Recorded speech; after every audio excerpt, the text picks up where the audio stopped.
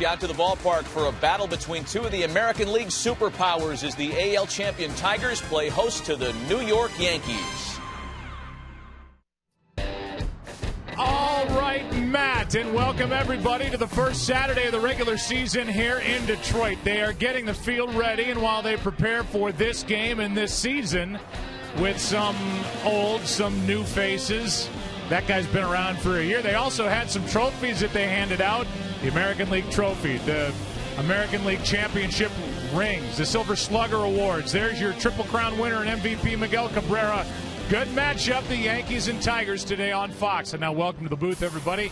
I am Joe Buck. Tim McCarver is just inches away. This is our 18th season together covering Major League Baseball here on Fox. And who knew when we started back in 1996 all the success the Yankees would encounter with Joe Torre at the helm, the core four, all those names, Pettit, Jeter, Rivera, Posada. Well, here in 2013, my friend, in your earth tone colors, it's a different story because the Yankees are just decimated by injuries here in the first half. And in the past, Joe, we're so familiar with seeing the Yankees. If they have a problem, just reach into those deep pockets and do something about it. Well, this year it's much more serious, and it may be before July before the Yankees have everything healthy and ready to go. So they have a lot of water to tread here in the first half. On the other side, the Tigers are so good. They're absolutely loaded. They got to the World Series a year ago. They have every reason to think they can come back. And the guy going today, Max Scherzer, is a right-hander you think could win the Cy Young Award. That's exactly right. Thank you. Everybody talks about Justin Verlander, but it's Max Scherzer who is ready to take that leap into stardom as far as I'm concerned. 16 wins last year and second in strikeouts to JV. Yeah, to Mr. Verlander. Well, as we get ready for baseball here today, let's take a quick peek back in the not-so-way-back machine to last year's ALCS, dominated by the Tigers. 4 and out. Yankees and Tigers coming up next on Fox.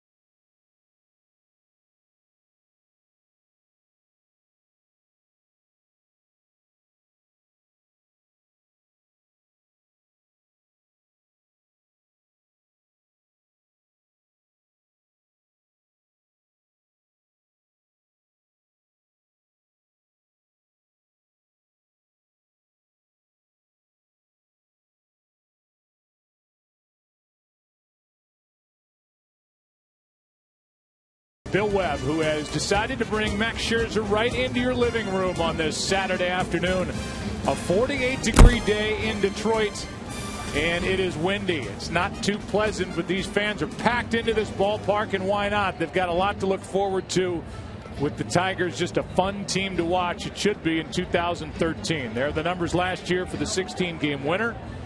He was very good against the Yankees in Game 4 of the ALCS. And here is the lineup for New York, brought to you by Taco Bell. Sometimes you've got to live Moss. Brett Gardner leads off in center.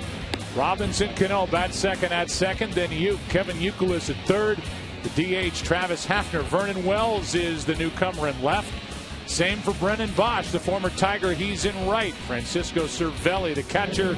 Lyle Overbay is the first baseman, batting eighth. And Jason Nix taking over for the guy who took over for Derek Jeter, is batting ninth. And here is the scouting report for the right-hander Scherzer. This is why Max Scherzer is so promising. A good changeup. It's not a splitter, but it goes down. He's added a curveball. And don't drop the hands. He tries to separate his hands around the chest and not around the hips. And he's very, very mechanically minded when he's on the mound. The opening pitch is brought to you by Budweiser. Great times are waiting. Grab some buds. And for the Yankees, as we just went through, but just to remind, it's Gardner, Robinson, Cano, and then Kevin Youkilis here in the first against Max Scherzer. Off we go on a frigid Saturday in Detroit, and Scherzer starts his season with a strike. You mentioned that he is, I guess you said, mechanically oriented as a right-hander, something to that effect. There are some guys that can get bogged down by their mechanics, but that's true. That's just the way he works. Tailing pitch stays inside, and the count 1-1. Yeah, to some guys it's their enemy. To Max Scherzer, it's his friend. It's the first thing Jim Leyland talked about. He found the right arm slot. He repeated his mechanics in the second half of last year. He was almost unbeatable. That one got away, down and in. The count 2-1. Losing only one game in his last 13 starts last year. 2 balls and a strike on Gardner, who has started the season 3 for 15 at the plate. Played in only 16 games a year ago with an issue in his right elbow. And he was a big missing piece for the Yankees, a guy they like to get on and turn loose. 2 balls, 2 strikes. You saw Cano waiting to hit next. Scherzer starts his year with at least a 5-pitch at bat, with Brett Gardner at the plate, as that changeup was fouled off to the right. There's Jim Leyland in his 8th season as manager of the Tigers, and his team is loaded with one piece missing. The 2-2. Fly it into center, and Jackson, the former Yankee farmhand, goes to get it. It's going to take a lot. Forget to get the ball out of here, just to hit it to the deep part of center field, right into the wind. We take a look at the defense for the Tigers. You know, Jackson's in center. To his right is Andy Dirks. He's in left. Then Torrey Hunter in right. Then around the infield, it's Miguel Cabrera, Johnny Peralta, Ramon Santiago, Prince Fielder at first. The catcher is Avila, with Scherzer, who could be a #1 on most staffs, on the hill. And here is Cano. His numbers last season off to a slow start after being named the MVP of the World Baseball Classic. That's in for strike 1. The story with Cano, he is a free agent to be, and he has changed his representation from Scott Boras to, of course, Jay-Z. Rock Nation Sports. That's fouled out of play, strike 2. Any truth to the rumor that you changed your agent to Rock Nation Sports? I have not. Any truth to the rumor that Scott Boras won't take this news lying down and is trying to become a hip-hop artist? That I don't know either. Time will tell. So he leaves Scott Boras, definitely viewed as the most powerful agent in and around Major League Baseball, and he goes with Rock Nation Sports and Jay-Z. This guy was named after Jackie Robinson. His father, Jose, was signed by the Yankees in 1980. And by the way, what Cano says, and there's his Twitter handle, is that it was a family decision to make that switch. And in and around New York, they view that as good news, that it means he will be staying with the Yankees somehow, some way, as that's fouled back 1-2. Particularly with what's happened this year and the rash of injuries, perhaps never before seen with the Yankee organization. They just simply, and I know they want to get down to this $189 million mark with the payroll, but this is a guy they just cannot let get away. That's exactly right. A slugging second baseman that waits for a 1-2 pitch, and now the count even 2-2. Very good defensively. But in this lineup, with all the injuries that have hit the guys before him and after him in the lineup, he is going to struggle to get pitches to hit. He's protected by Youkilis in today's lineup for Joe Girardi. 2-2 pitch is fouled away. Yankees do not have the luxury that the Detroit Tigers have. They can stack their power hitters in the middle. Cabrera, Fielder, Martinez, Torrey Hunter batting second. Powerful Tiger lineup, but not so the Yankees. And it is so weird to see this team with injuries at the start of the season that have become a major problem. Long at bat for Cano. If you take a look back to a year ago in the starting lineup for the Yankees on opening day and compare it to opening day here in 2013, Gardner was in it in a different spot. Cano is the only guy that is a holdover from a year ago. Swisher's gone. Russell Martin, the catcher, is gone. Raul Ibanez, the DH, is gone. And a team that led baseball in home runs and slugging percentage a year ago has lost so much power because of those injuries and free agent departures. 2 out. As Scherzer gets strikeout number 1 of the season. High fastball. Tough pitch right in that zone. That's very difficult for even a talented hitter like Cano to handle. That ball up and away. That's a strike to a left-hander. Now Youkilis, who we all remember from his days with the Red Sox and last year ended up with the White Sox, and now he has had to shave as a Yankee, and he waits with 2 out, nobody on, and takes a strike on the inside corner. You couldn't play for the Yankees now. No facial hair. Well, it's really not that tough to get rid of this thing. And if the Yankees want to add me to their payroll, here's the 0-1. It would disappear down a drain quickly. 1 ball, 1 strike on Youkilis. If Scherzer's so good, you say, if you look at Yankee manager Joe Girardi, why is Max Scherzer pitching as that hits Youkilis? And that's nothing new. He gets hit a lot. That will extend the top of the first. Why is Max Scherzer pitching in the 5th game? And that's because it was the plan from the beginning. As you see this one ride in and catch the left elbow and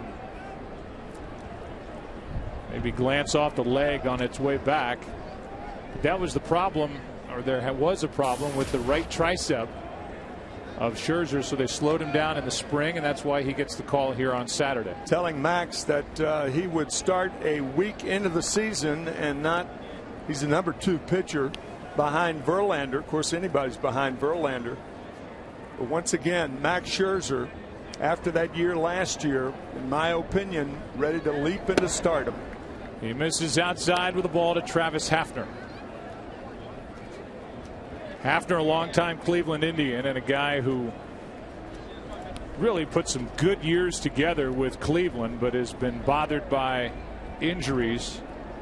Last year, a knee and a back slowed him down. A 1-0. 2-0.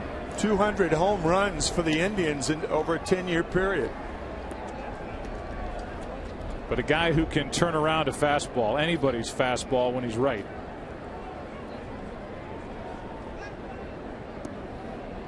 Hit 42 home runs back in 2006.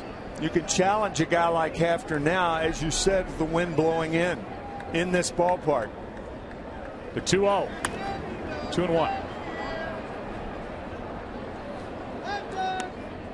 When the Yankees take the field in the bottom half of the inning, they will be playing behind the right-hander Phil Hughes, who thought he would be making a AAA rehab start tonight for Scranton Wilkes-Barre. Instead, he's here pitching for the big club after dealing with a bulging disc in his upper back during the spring. Here comes a 2-1. On the inside corner, 2-2.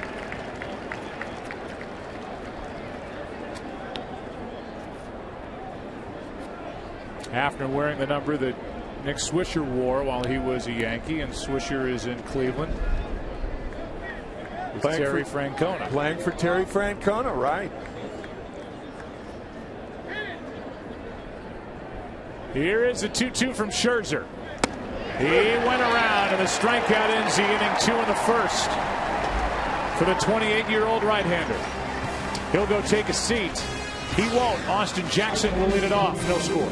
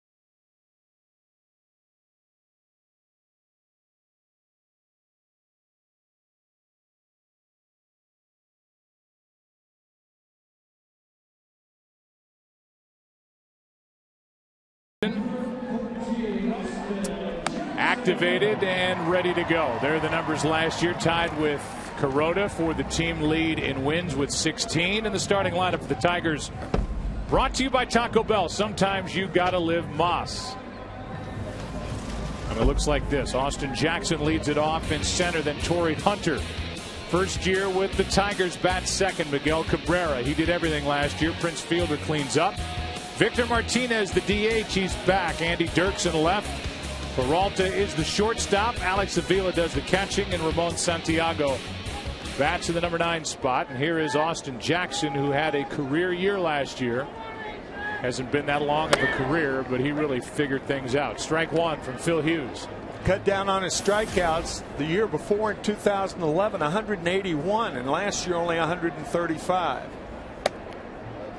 Count a ball and a strike. He ended up hitting 300 with 16 home runs, 66 RBIs, and led the American League with 10 triples.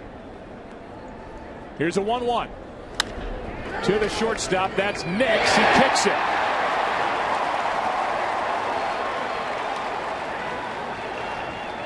And that'll be the Yankees' second error of the season, the first for Jason Nix. Jason, in that shortstop position, he is the second Yankee shortstop to play, and we're only in the 5th game of the year. Jason did a fine job for New York last year, but when you open up the inning with a guy who can run, things get very, very dangerous for this Tiger lineup. Torrey Hunter stands in. He's 8 hits shy of 2,000 for his career. Longtime Twin, then the Angels. And now he wanted to join this Tiger club, and why not? He's a piece obviously they didn't have a year ago, but he is a much more established hitter who, there's a pitch up and away, who from July 16th on last season hit over 350 with the Angels. He was protected last year by Pujols in the Angel lineup, but now he's protected by the guy that won the Triple Crown. The Angels have 3 protectors in that lineup this year. Mike Trout, Josh Hamilton, Albert Pujols. Here's a 1-0. Good rip by Hunter. 1 ball, 1 strike. Torrey Hunter is one of those guys that can light up a camera. In fact, in his picture that they put up on the board here in Detroit, he's not smiling. He said, all I do is smile. I'm here. I'm trying to win a World Series. I'm going to look serious.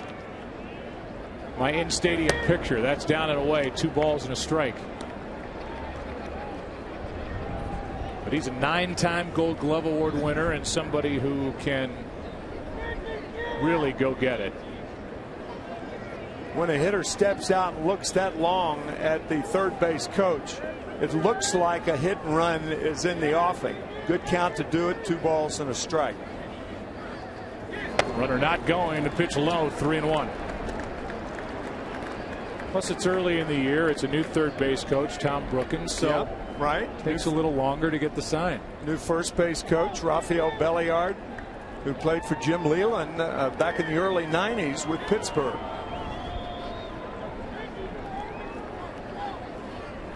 Here is a 3-1 pitch. Fly ball into right. Wind will knock it down. Caught near the track by Brennan Bosch. And it's 1 on, 1 out. There are days where that thing would have ridden right on out of here. Yeah. Our 4 keys to the game on this Saturday afternoon on Fox. Take it away. Well, for the Yankees, Phil Hughes, he's obviously healthy enough to pitch in the majors instead of Scranton Wilkes-Barre, the AAA affiliate of the Yankees. And is Max Scherzer ready to be the best? Maybe not the best with Verlander around, but perhaps second best. Here's a check on Jackson. I mean, there are 2 guys that have to right now be considered the best, I would think, certainly in the American League, if not all of baseball, as Verlander and Felix, Big King Felix up in Seattle. Hernandez, and in the National League, Clayton Kershaw, the Dodgers. Hernandez signing that $175 million deal in February, and that guy, Verlander, signed a $180 million deal, both 7-year contracts to keep these power right-handers as Cabrera gets a base hit into right center. Going first to third is Jackson. First and third, 1 out for the Tigers here in the first. That's an inside-out swing with power. I mean, this guy's hands, Joe, you and Troy Aikman talk about tight ends with strong hands that can pull those balls away from those defenders. I would imagine if Miguel Cabrera had played football, he would have been a good tight end. He's built like it with those strong hands, and he can wait for the pitch to develop as he did then. Now Prince Fielder, who in the home opener yesterday before a record crowd at a home opener here in this park, went deep twice, takes a strike from Phil Hughes. This Tiger team, in losing 2 out of 3 in Minnesota to start the year, had just 3 extra base hits, no home runs. 3 home runs yesterday. 2 by Prince, 1 by Avila. Here's the 0-1. That will get a run home into center field, sending Gardner back. Tagging and scoring is Jackson. It's 1-0 Tigers here in the first.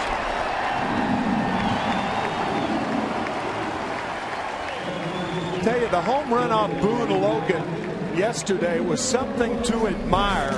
How he got this much lift on a pitch like that. Normally that pitch is foul back, or as Jim Leland said, a lot of guys will hit it foul and get out in front of it. Prince Fielder hit it fair and out of the ballpark. And this sacrifice fly right here in a similar spot, a little lower than yesterday's fastball from Logan. But that ball was crunched right into the wind for a sac fly and RBI number 7. For the guy who hits behind Miguel Cabrera and in front of Victor Martinez, who is in essence in his second year with the Tigers, third year under contract, but after hitting .330 for Detroit in 2011, was hurt during the offseason. Injured his knee, his left knee, blew it out. And when the Tigers got that news, Mike Ilitch went back to the checkbook and said, let's sign Prince Fielder for $214 million on a 9-year deal. Now they've got them all. And it's a 3-4-5 combo that I think is rivaled only in Anaheim. Maybe not in those spots in the order, but as far as damage that a batting order can do. That's a strike. And they count 1-2. Mike Ilitch, the 83-year-old owner of the Detroit Tigers. And before he signed Prince Fielder, it's a story we told last year. He said, look, how much time do I have left? I want a world championship for this city and this franchise. In his 21st season as the owner here with the Tigers. Here's a 1-2 pitch to Victor Martinez, and that's in the dirt, smothered by Cervelli. And a count 2-2.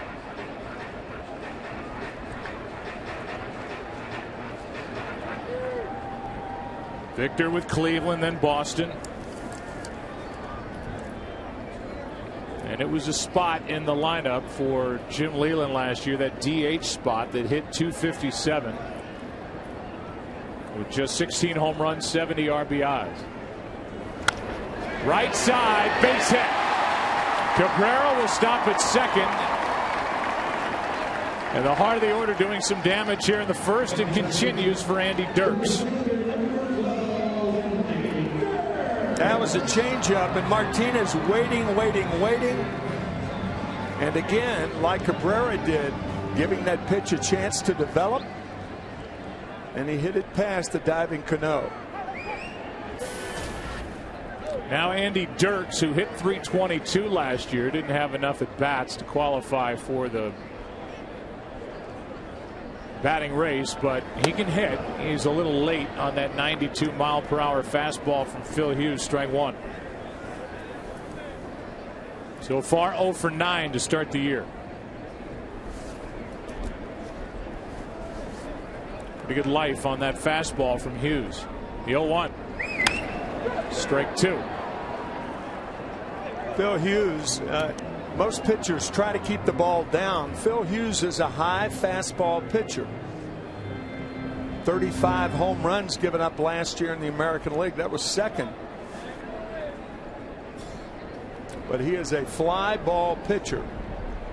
When you can't get the ball down, you have to work both lanes of the plate more effectively, outside and inside corners. Lays off ball 1.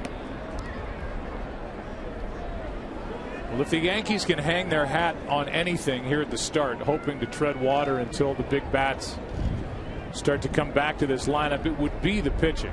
And it would be the bullpen with Rivera at the back end of it. Their rotation has the ability to be good, led by CC Sabathia. Pettit was great in his first start. Kuroda, he's fine. He got hit by a line drive on the middle finger on his pitching hand. He will make his next start, according to Joe Girardi. Nova's a question mark. They've got a good bullpen as well, and that's what they're going to have to lean on here early as the count goes full now on Andy Dirks, and the runners will go. You mentioned CC Sabathia. He will be starting against who else? Justin Verlander tomorrow. What a matchup. 12th time they'll hook up in a game. Runners will go, and a 3-2 is swung on and missed in the inning. A run on 2 hits and error.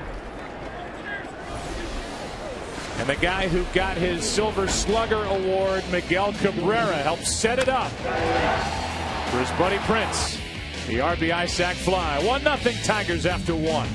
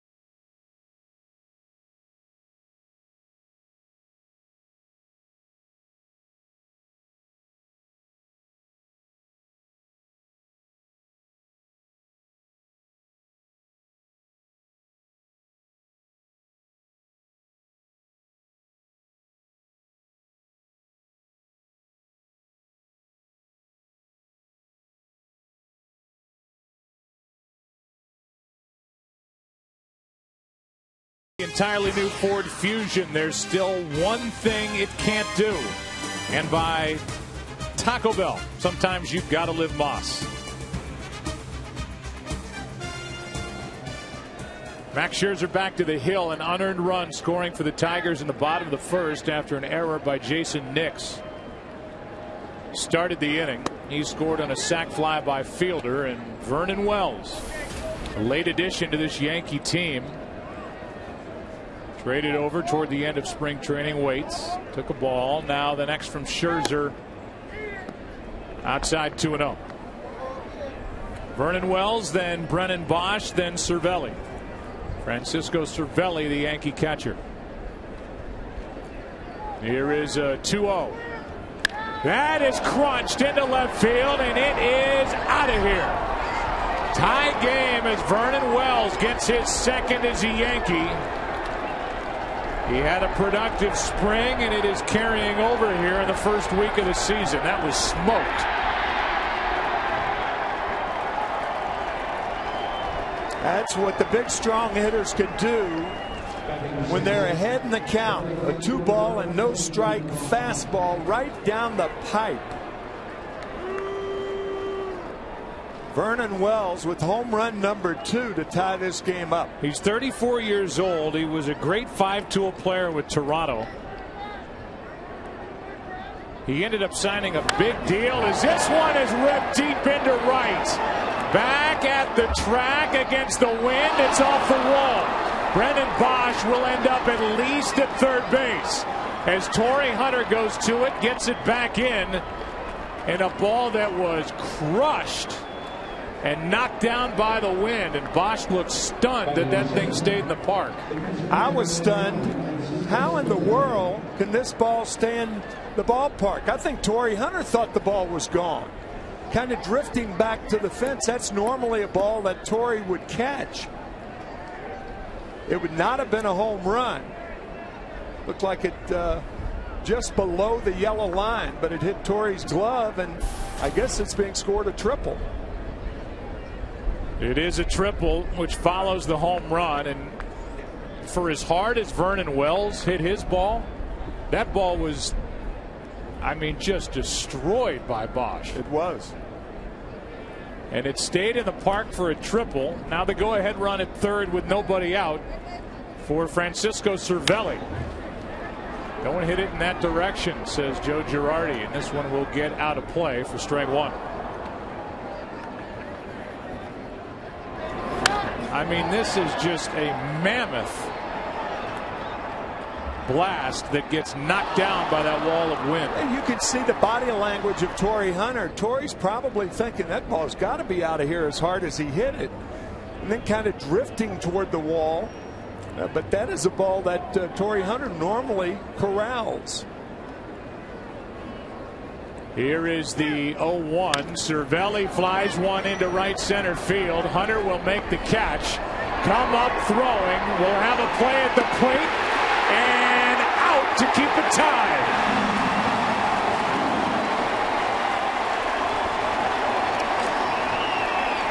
Torrey Hunter just made up for the ball he missed in right.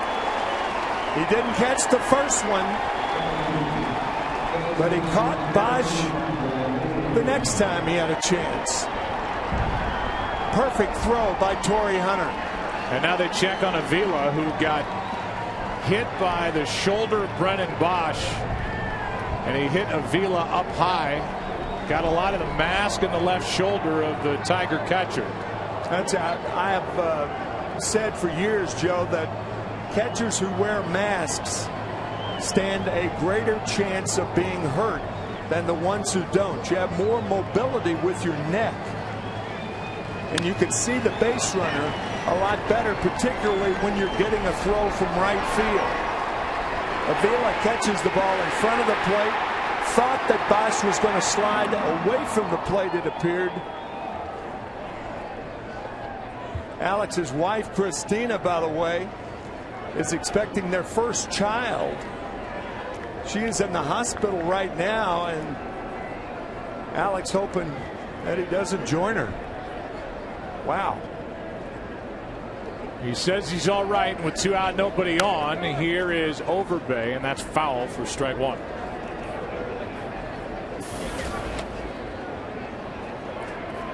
Alex appears to be all right. Brennan Bosch went in very, very hard with that left shoulder. So it's a double play, 9-2. As Overbay is in the hole, 0-2. And just as that ball was heading out there, I'm thinking for Rob Thompson, the third base coach, this is a time where if you've got an opportunity to score a run with this Yankee lineup, I think you have to take it. No question about it. Took a perfect throw, and that's exactly what Hunter did. He made a perfect throw. Overbay, not a big run producer, not a big power threat. The first baseman who was cut loose by the Red Sox and immediately jumped over to the Yankees. Take a chance of scoring a run with 1 out instead of demanding a hit out of Overbay with 2 outs. Here is the next from Scherzer, and it's fouled out of play. So Overbay bats with the bases empty, 2 down in a tie game. Tied on the home run by Vernon Wells.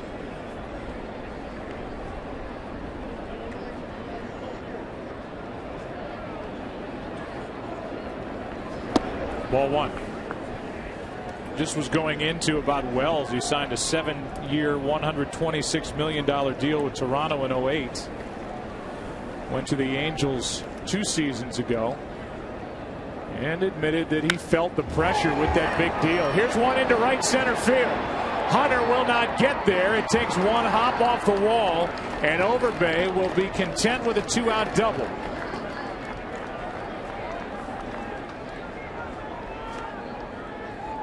And now we go to the MLB Network studios for a game break.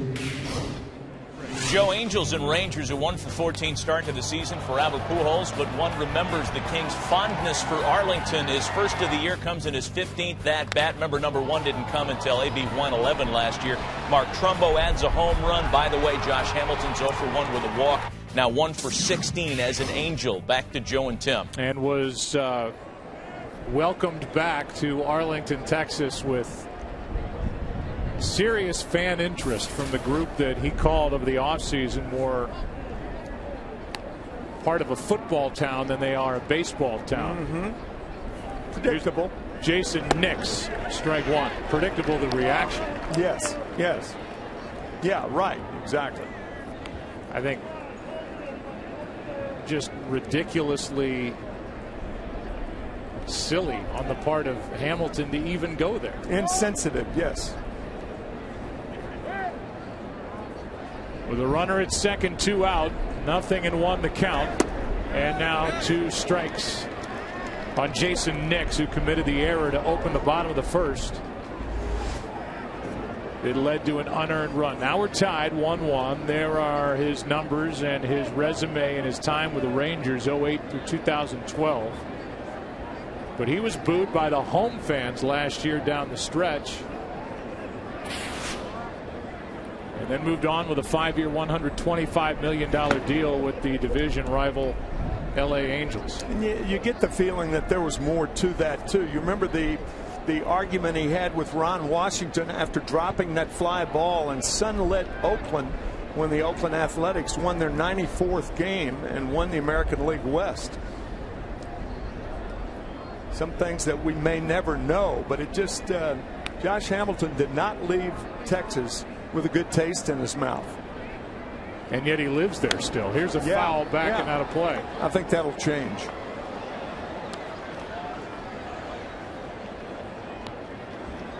He can afford to move. Yes, he can. I don't care what the housing market is. He can sit on a payment or 2 back in Texas and go anywhere he wants. Runner at second, 2 out, 1 ball, 2 strikes from Scherzer, and this has turned into a long, loud inning. But only 1 run. Strike 3 called, 3rd strikeout. A lot of stuff hit hard. Couple of baseballs, 1 didn't leave the park, and then Avila hit hard. But he hung on, and after an inning and a half, tied at 1.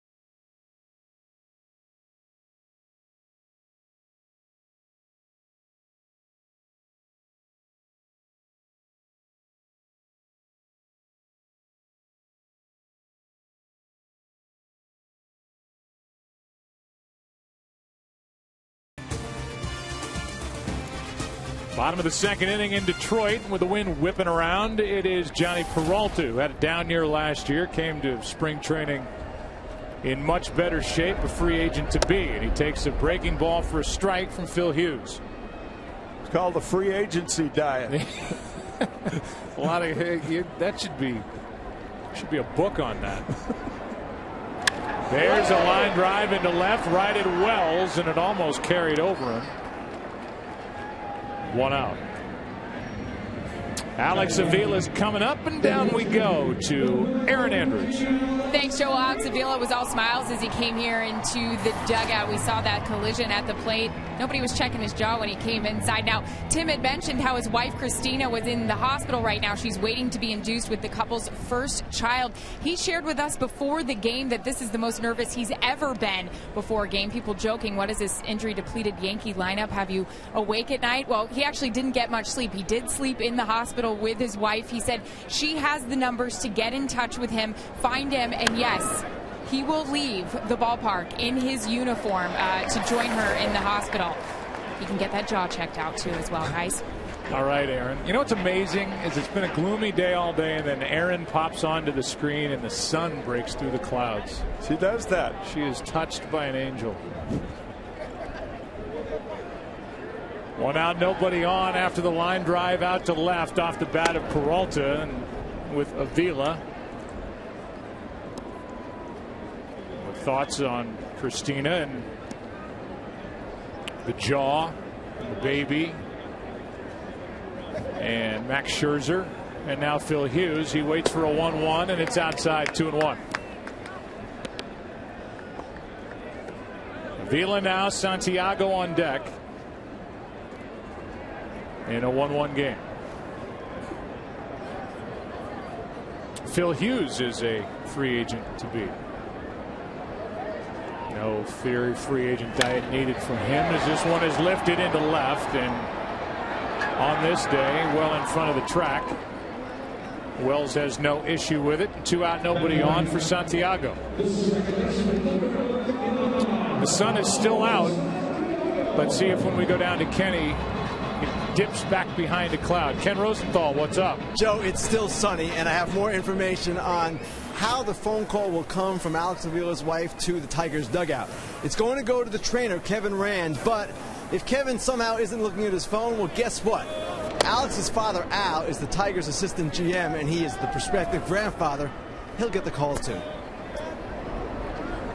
Well, Kenny, thank you. I didn't know we were going to get more information on that. We saw Al in the clubhouse before today's game and has done a phenomenal job in his career of finding talent, and he's doing it for Dave Dombrowski, who was in his 12th season here with the Tigers as general manager and regarded as, for a long time, one of the best in the business.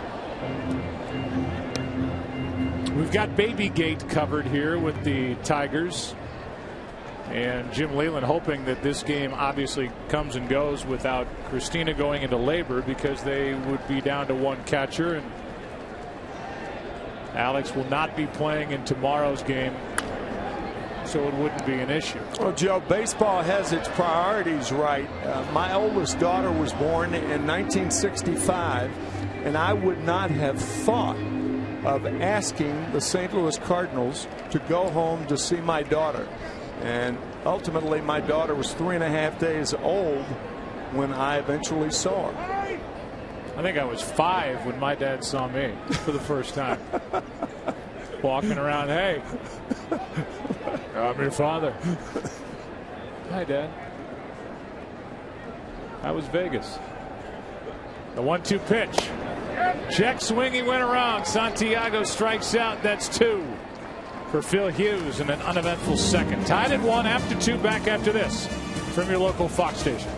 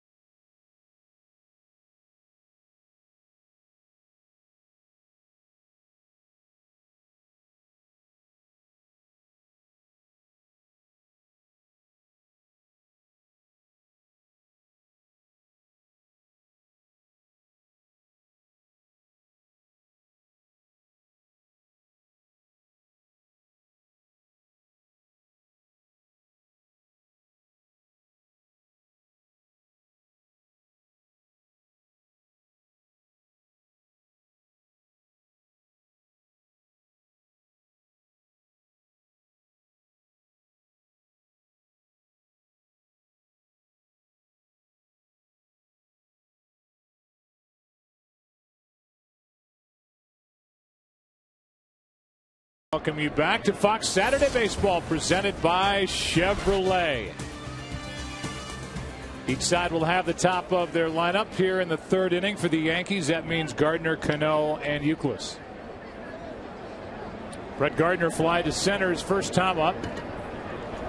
Takes outside from Scherzer, ball one. We were just watching Max Scherzer warm up. He threw 8 pitches in his warm-ups and not a strike. And the first pitch to Gardner, outside. We talked about his mechanics earlier. Foul back, strike one. Is that something you paid attention to when you were catching? Yes. Warm up? Yes, I did. Yes. You practice like you, or you pitch like you practice.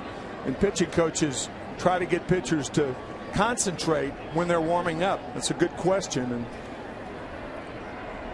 18 years, I've never asked you that. No, that's true.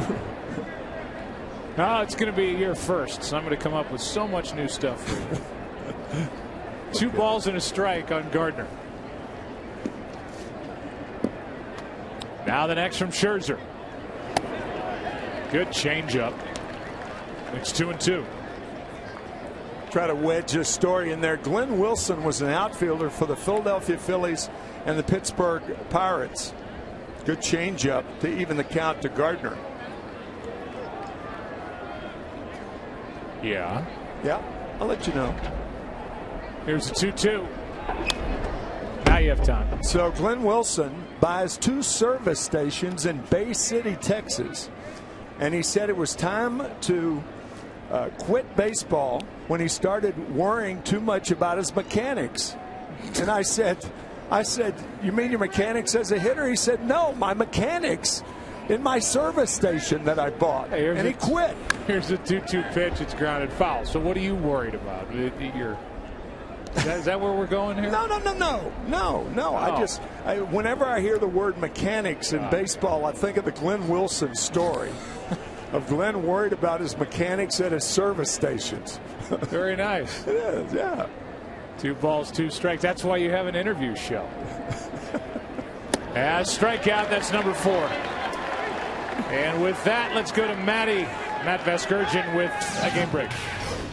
Yeah, Joe, from your ALCS rematch to the NLCS rematch, Hunter Pence off to a good start. He homered on Wednesday to help beat the Dodgers. His second of the season coming moments ago against St. Louis rookie Shelby Miller. A 1-1 tie in San Francisco. Back to Joe and Tim.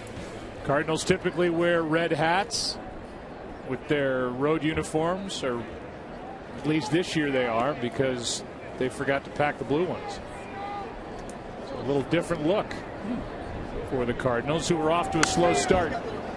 I think when you come off, as Cano grounds one foul off to the right, you come off a full college basketball season, an NFL season, college football, you put so much importance on every game that when you come out of the gate in a Major League Baseball season, every game takes on such importance. But you have to look at the bigger picture. Even if a team starts 0-5, 1-6, whatever it is, it's just such a long year. But for this Yankee club now with 2 out, nobody on, this is a bigger thing than just a 1-4 start. This is an issue. I couldn't agree more. And getting back to our open, we talked about in the past, the Yankees, all they had to do was reach into those deep pockets and solve the problem. Well, it's more than that this time around, and I don't think it's going to be until the middle of June or early July before it's straightened out. Here is Youkilis into left center field and off the wall. He homered in that same spot yesterday, and this one on a colder, windier day. It falls a little short of the go-ahead home run, but this ball was crunched. Kevin Youkilis has not been a good hitter here at Comerica Park as far as average is concerned, but his power numbers are up. He has 10 home runs career here in this ballpark, and he misses one by about 8 feet in left center. And he hit it with 2 out, and now he's there for Travis Hafner. And his 250th career double, and that number is as big as it is playing all those years at Fenway Park and banging line drives or sometimes just floating pop flies off the green monster and left. With 2 out and a runner at second, the batter is Hafner, could give the Yankees the lead, and that's fouled back. By the way, all you Twitter people, I know the Yankees are only 1-3. I said 1-4 when we came on camera, but that's always unsettling when the camera is turned on you here in the booth. Runner at second, 2 out, and an 0-1 count. Scherzer trying to get around another extra base hit. That's already 4 in the game for the Yankees. 1 ball, 1 strike. We talked to Joe Girardi about those injured players for the Yankees. There is no timetable for Derek Jeter's return. The hope is the 1st of May, but that might be too optimistic. He is taking ground balls hit right at him. He is swinging the bat, but not much, trying to come back from irritation after that left ankle surgery. Here's a 1-1. Good pitch. Strike 2. Teixeira has the brace off his right wrist. He's taking ground balls but not swinging a bat, so he is still a long way away, you would have to believe. Yes. Physically, baseball wise, whatever. Alex Rodriguez is in the start of his rehabilitation process, and Granderson's just waiting for the bone to heal. A broken bone in his right forearm, hit his first at bat during the spring. That's a strikeout on a changeup. 5 on the day for the right-hander Scherzer. The Triple Crown winners coming up for the Tigers in the bottom of the 3rd. He'll bat 3rd, going there. These two teams tied at 1.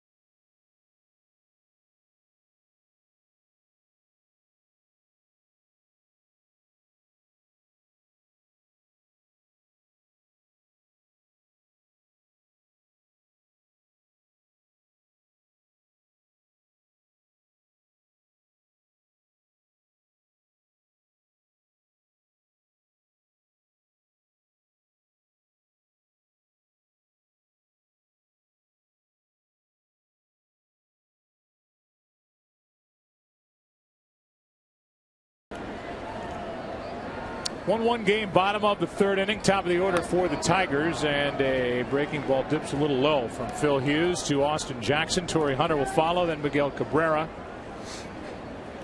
Tigers led 1-0 after 1. Yankees tied it on a Vernon Wells home run in the 2nd. Chopper to Nix. This time Jason Nix is equal to the task.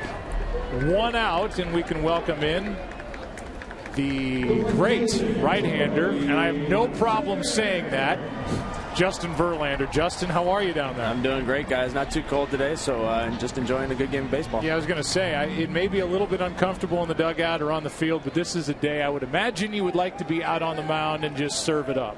Yeah, it's a little bit nicer than my first start. It was pretty frigid there in Minnesota, but this isn't too bad for this time of year here in Detroit. Yeah, the breaking ball is high from Hughes. And what do you expect from this ball club? We'll go to the bare bones here quick, just in case we don't have a lot of time. I mean, you guys, you're better than you were, I would think, a year ago. And last year you were 4 wins away from winning it all. Yeah, well, obviously the ultimate goal is to win a World Series. I think I found in my career, though, that's never easy. I've been there twice and didn't win it twice. But I think we fell into a trap in 2008. We were supposed to be the best team on the planet after bringing over Miguel Cabrera and Dontrelle Willis, and it just didn't work out that way. So, no matter how good you are on paper, you got to go out there between the lines and play. Who's guarding the clubhouse right now? There was a lot of hardware handed out before the game. Yeah, there sure was, man. That was nice. Mr. Illich, he put on a show, man. We got some great rings. Yeah. So you end up signing a deal. And I don't care how good you are, as this one gets out of play off to the right, and I don't care how much success you've had. What is the feeling like when you sign your name on a contract worth $180 million?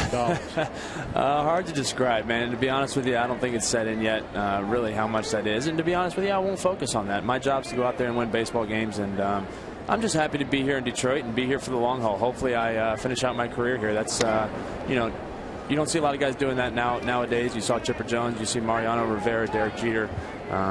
Those are some names that are huge in their cities because they played there their entire career, and that means a lot to their cities as well. Justin, part of what got you that deal was your style of pitching, throwing 95, 96 early and harder later. Did you develop that style of pitching on your own? It's very unusual because most starting pitchers go out there and throw as hard as they can for as long as they can. Yeah, to be honest with you, it's kind of a mix. I'd been that way since I was younger. I always kind of got stronger as the game went on.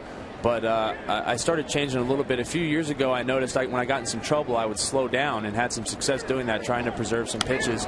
And one day, last couple years ago, I was just like, why don't I try to reverse that process and slow down early in games, preserve some pitches, and save the good stuff for when I need it? And it worked out pretty well. How long did it take you to get the taste of the World Series out of your mouth? I don't think it'll ever leave, man. That's a tough pill to swallow. You look at the big picture, you step away from it and look back, and it was a lot of fun and a great season. But that taste, that bitter taste in your mouth, won't ever go away unless you win one. It's full count on Torrey Hunter. My partner up here, Justin, said that and he said best pitcher Justin Verlander, but the Tigers are going to have a Cy Young Award winner again on their team, and his name could be Max Scherzer. Very well could be. Here is a ground ball base hit through the right side. Hunter's 1 for 2. Yeah, I think Max is somebody that you look at with tremendous stuff, and I think he took leaps and bounds last year pitching, just learning the game, and that's something that doesn't really come until you get innings under your belt. And you saw how dominant he was in the latter half of last year, and hopefully he can carry that over into this season for the long term. And yeah, he's definitely got the capability to win one. I know he's a guy that concentrates a lot on his mechanics, his pitching mechanics. Are you a guy that bothers with that, or are you more of a feel guy? What is it? Yeah, I'm more of a feel guy. If something's amiss and I can't quite figure it out, I'll go look at some tape and try to figure things out. But for the most part, I'm a feel guy. I usually always am, and I like to go out in the bullpen. Even if I find something that's a little off on tape, I'll go right to the bullpen and work on it until I get it right. Not only is Mr. Illich generous to you with the contract and all that, but he's generous to others, so you don't have to face guys like Miguel Cabrera, Prince Fielder, and Victor Martinez. That's got to be nice. Yeah, that's a lot of fun, especially when you watch these guys play, man. I had a front row seat for one of the most impressive offensive performances ever in baseball last year, and what a treat it was with Miguel Cabrera. Do you have a leader on that team? People say, well, Miguel's not a leader, he doesn't talk much. Is there a leader down there? Are you one? Is Victor one? Who are they? I think Torrey coming over, he's a great leader. Victor, Miggy, I think we're all a team of veterans, and we really just try to lead by example. I don't think we're ever in anybody's ear saying, hey, you should do this or do that. It's just more along the lines of act professional, and the young guys will see that and fall in according to plan. I know that you're a respected guy on this team because nobody's messing with you while you talk on TV. Well, that's because I'm facing them. Usually, if you're facing the other direction, you get some sunflower seeds in your head or something. But now you can figure out who it is. Yeah, I can see it coming. Justin, thanks, man, and congratulations to you. It's well deserved. Thanks, guys. There is a ball that gets past Brendan Bosch. Going to third is Torrey Hunter on a double by Miguel Cabrera. Justin Verlander's seen this many times with 2 strikes, protecting away, and the ball tailing away from Brennan Bosch, and Verlander has a chance to be a cheerleader once again. Well, what a hitter. What a lineup. Hunter, Cabrera, now Fielder. Victor Martinez batting behind Fielder, and that group will try and do something about this 1-1 game in the third.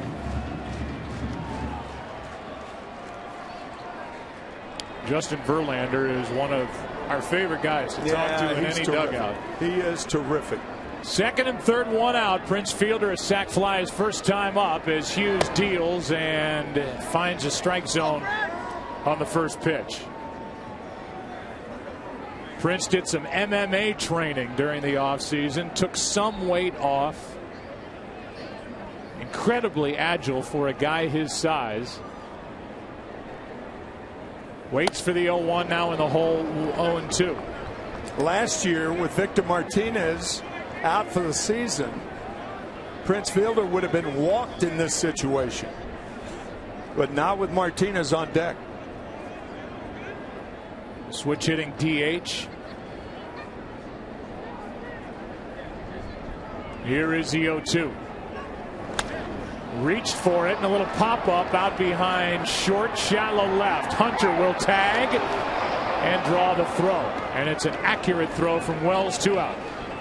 Torrey Hunter and Vernon Wells were teammates with the Los Angeles Angels of Anaheim, and Torrey Hunter knows how well he throws. And those two were just jawing at each other good-naturedly after Wells made that throw to the plate. Here's Victor Martinez trying to do something with that single and double. Second and third, 2 out. It's funny, you see a guy like Vernon Wells,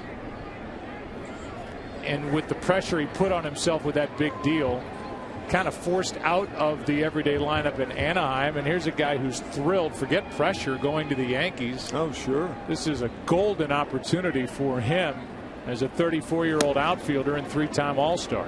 Hopes he becomes the Renaissance man and revives that career of his. Hit a home run against the Red Sox and hit his second home run as a Yankee earlier today to tie the ball game in the second. First pitch of ball to Victor Martinez. Second and third, 2 out. Victor is looking for his first RBI. That's a strike. 1-1. He's got 3 hits, 15 at bats. And I don't know of anybody that we see on a regular basis that seems to enjoy playing this game more than Victor Martinez. Frustrating year last year, out all season with a bad knee, and that drives him off the plate with Andy Dirks on deck. Count goes to 2-1. Never know what a player, particularly in this day and age when money is tossed around, but you never know whether a player wants to stay in the game as a manager until their career is dwindling down. But Victor Martinez would make a very, very good major league manager in my estimation. Here is a 2-1. Line drive into center. Gardner will get there and make the catch. Diving grab by Brett Gardner, and he saves 2 runs here in the third. Nice play by the Yankees center fielder. Tied at 1 as we go to the 4th in Detroit.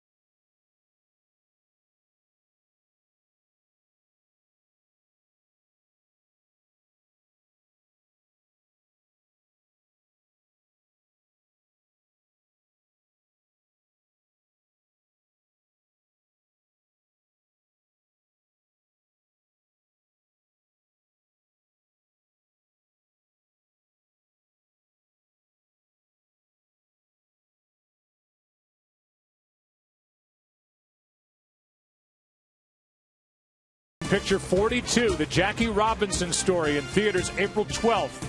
And by the U.S. Postal Service. Schedule your free package pickup today. Detroit, Michigan on Saturday, April 6th, 2013. A 1-1 game into the fourth inning, and the batter will be Vernon Wells. He's already made a dent in this game with a home run.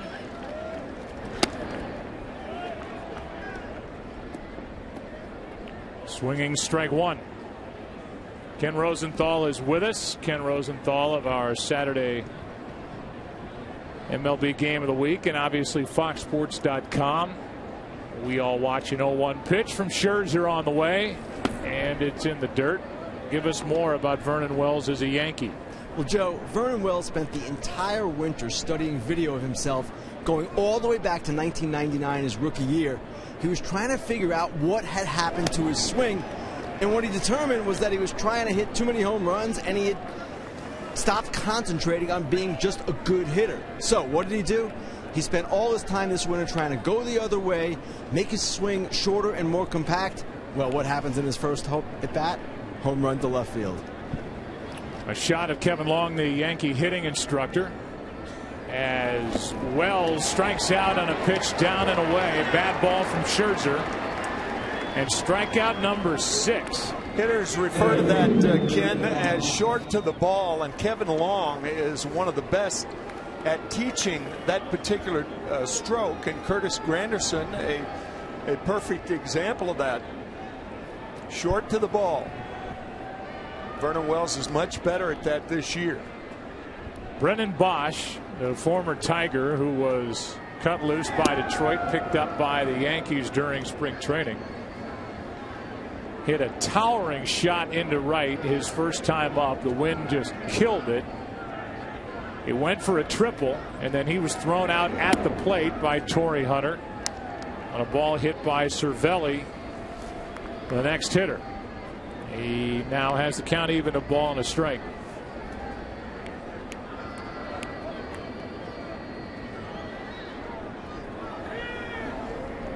And the next from Scherzer. Pretty good pitch, 94, called ball 2. Home plate umpire today is Jerry Lane, calling the balls and strikes, and here is a 2-1 from Scherzer on the way. 2-2. The rest of the guys, Brian Onora is the first base umpire. Hunter Wendelstedt is at second. And Alan Porter, who worked the plate in the home opener yesterday for the Tigers, is over at third.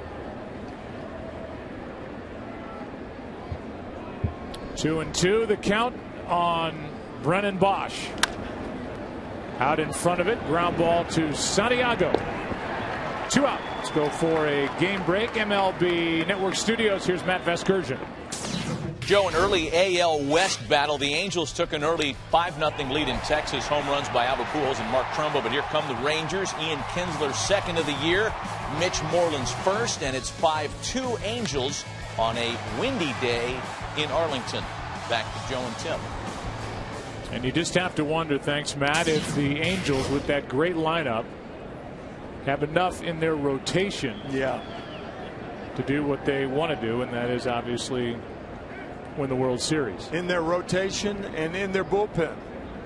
Pitching will be a problem. That's the thing about the Tigers. I can't see any prolonged slump with this Detroit ball club because they have great starting pitching and great hitting. That's a pretty nasty combination in this game. They don't have a closer. They had Valverde the last couple of years. Valverde had an okay regular season, stumbled down the stretch, but then in the postseason lost his job, and they had to mix and match, and that's what Jim Leyland's going to have to do with pretty much the same group here in 2013. Here's a pop-up on the infield. It'll be Peralta to end the inning. Bottom of the fourth inning rolls in Detroit. Tigers coming to bat, tied at 1.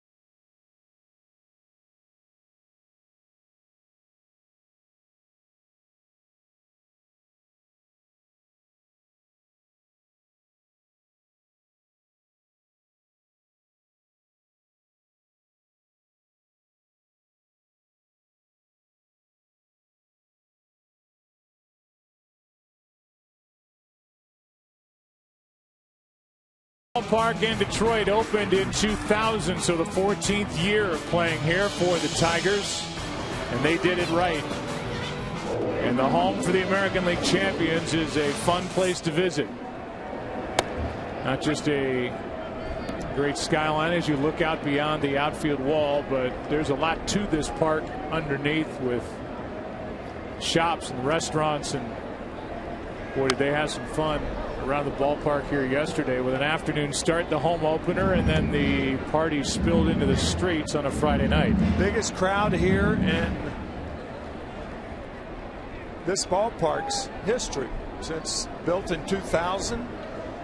Over 45,000 here yesterday and about that many here today. An 8-3 Tiger win.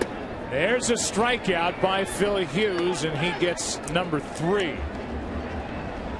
That's the best breaking ball Phil Hughes has made today.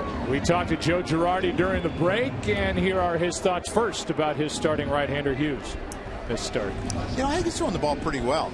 You know, the run that he gave up, you know, was started by an error, and he was able to, you know, eventually shut that inning down. He shut down the last inning. He got second and third with 1 out. He shut down that inning. So I think he's used his changeup pretty effectively today, which has been a pitch that we've been trying to get him to use the last couple of years. How tired of talking about who you don't have are you as we're a week into the season? Well, I think I talk about that more than what I do have. And, you know, our guys have played pretty well. We've swung the bats pretty well, and there was all this talk about, you know, we weren't going to hit as many home runs. And I think through the, you know, including today, we have 6 home runs up to this point. We haven't pitched as well as we're capable of, and we will. And you said to us, I mean, this is what we have, and you talk about home runs. How about on a day like this, the ball Brennan Bosch hit doesn't get out of here? It's going to take a lot to get one out. I know Vernon has one for you already today. Well, I told Brennan, I said, you know, Vernon picked the right club. He picked a 3-iron, and you tried to lead with a pitching wedge. It's not a good day on a windy day like this. Nice. Thank you, Joe. Thanks, guys. All right. Joe Girardi, who won it all in his second season as manager of the Yankees back in 2009. He is signed through this year. And he has been, I think, and we've talked about it obviously in years past, but dealing with the media stuff and the responsibilities there and injuries and ownership and all that goes into that job, I don't think Joe Girardi could do any better. No, I don't either. Here's a 1-2. Peralta just got a piece with 1 out, nobody on. It's just such an unusual situation for this marvelous franchise, so storied through the years. The only time that they have not been in postseason since 1995 is 2008, Joe Girardi's first year. 17 of 18 years in the postseason. Pitch stayed up from Hughes. Hughes is slapping at his right thigh after getting away with that pitch. The count stays 1-2 on Peralta, who lined out to left his first time up.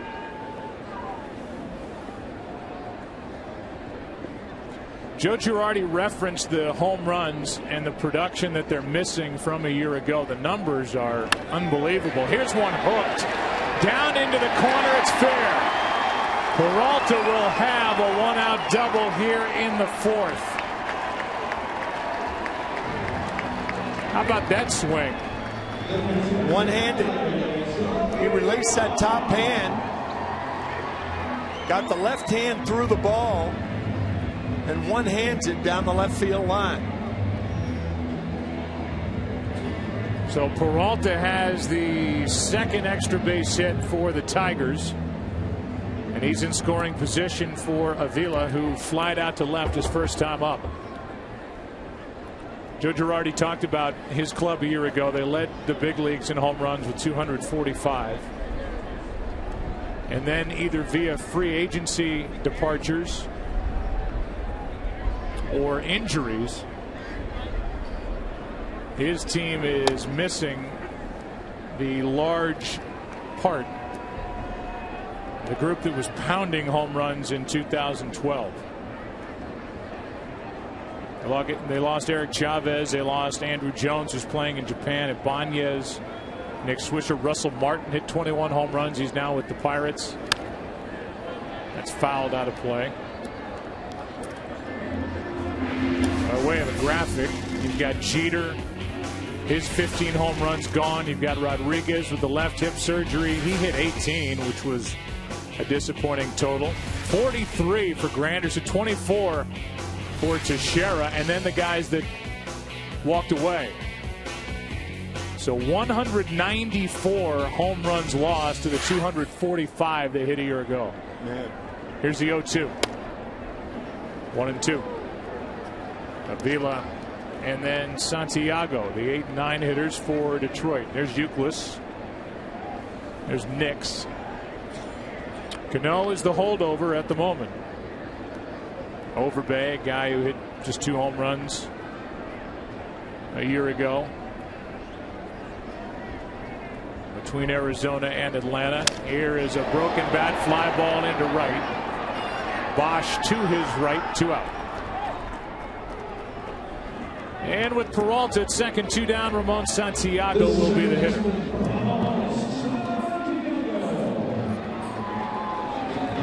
One of Jim Leland's favorite players is Ramon Santiago. In fact, Jim has told us that if he could run, he'd be a regular player. And yet it appeared that the Tigers may have been shopping Santiago at different points during the spring. He is owed over a couple $1 million this year. Their main guy is Omar Infante, who they got from the Marlins last year with Sanchez, the right-hander. And Infante has kind of settled down a position for the Tigers. It's been more or less a black hole for the last handful of years. Runner at second, Peralta, 2 out, and a 1-0 count on Santiago. Good fastball from Hughes in a good spot. 1 ball, 1 strike. That spot in on the hands. That's what we were talking about earlier. If you can't get the ball down, you have to find the outside and the inside lanes of the plate. You have to use the corners. A 1-1 pitch is just outside, 2-1. Phil Hughes, a former first-round pick, 23rd overall in 2004, came up in 2007, and a huge part of the bullpen for the Yankees when they won it all in 2009. The 2-1. 2-2. Hughes put it all together as a starter in 2010 when he won 18 games. But last year had shoulder issues, won only 5. And as if that isn't enough, he grew up a Red Sox fan, threw a perfect game in high school out in California, and there's his Twitter handle.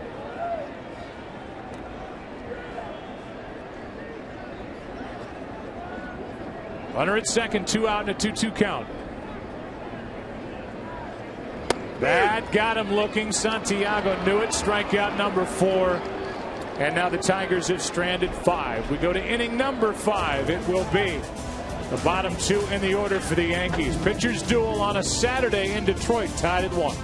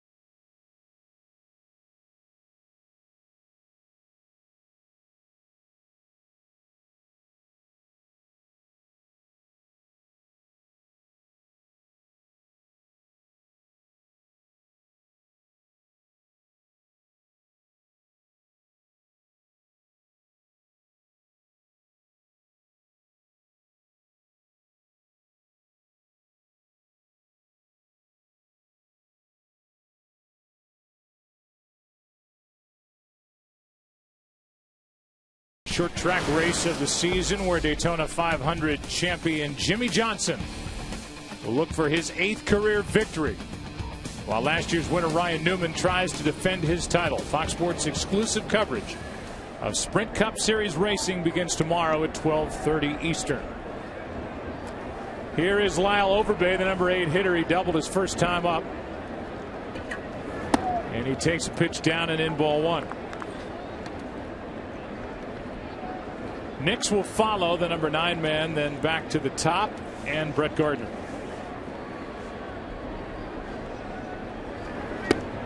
Late swing and a miss. And they count 1-1. That's hard to do in the second inning. The Yankees had a home run, a triple, and a double, and scored 1 run. Got a guy thrown out at the plate by Torrey Hunter. That was Bosch, trying to put the Yankees on top. That's out of play, strike 2.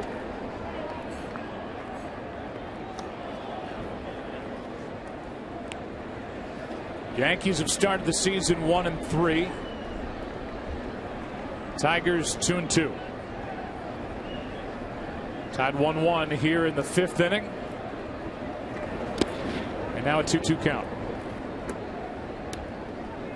Scherzer is 28. He came to the Tigers with Austin Jackson and Daniel Schlereth from Arizona, December of 2009, in that 3-team trade. Here's a 2-2.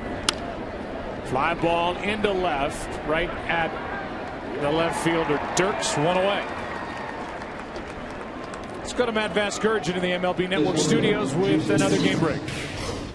Joe, back out west, Angels and Rangers. Matt Harrison continues to get hit hard, but thanks to some nice defensive execution by the Angels, this Alberto Callaspo extra base hit does not score Howie Kendrick on a bang-bang play at the plate, as they say. It stays 5-2 Angels in the middle of the afternoon. Back to Joe and Tim in Detroit. And that's our old buddy A.J. Pierzynski applying the tag. Yep. Now with Texas. There was a time there as Jason Nix took a ball where it looked like a landing spot for him was in the Bronx. Yankees letting Russell Martin go and trying to fill that void with Francisco Cervelli and their backup Chris Stewart.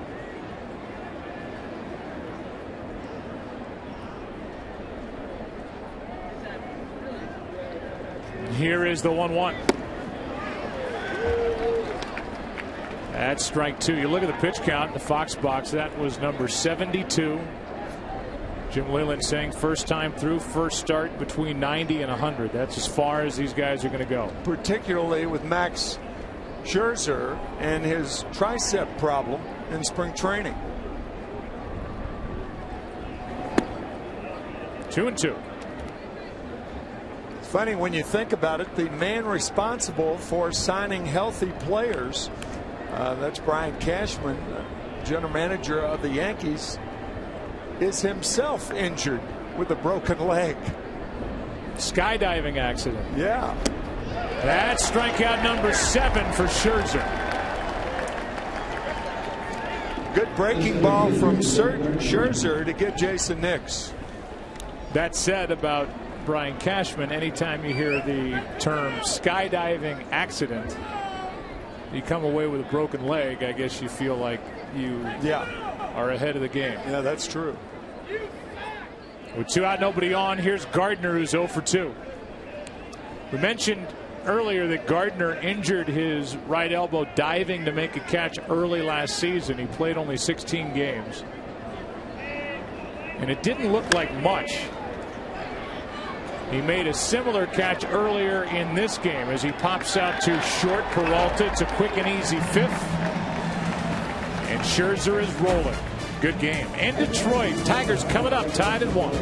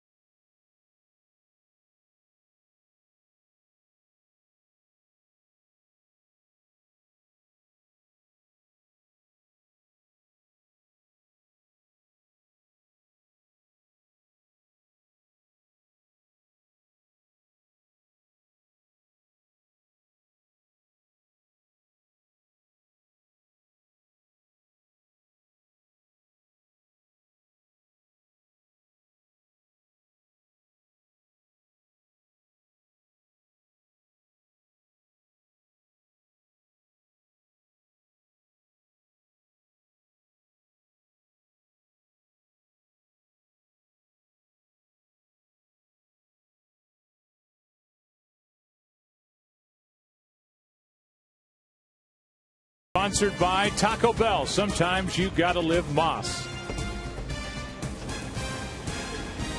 Spirit of Detroit. Statue in this great city, and the Tigers got to the World Series last year. They got to the World Series back in '06.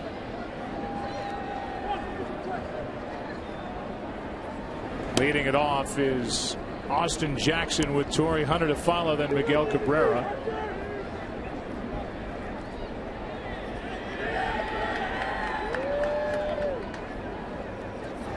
That's high and tight, 2-0 from Phil Hughes. If the Yankees need a long reliever, a long man today, David Phelps would be the guy, and that's in this area right here as Hughes works in the fifth. That ball's ripped into left field for a base hit. And Jackson, who has a hit in every game, now has 7 on the season.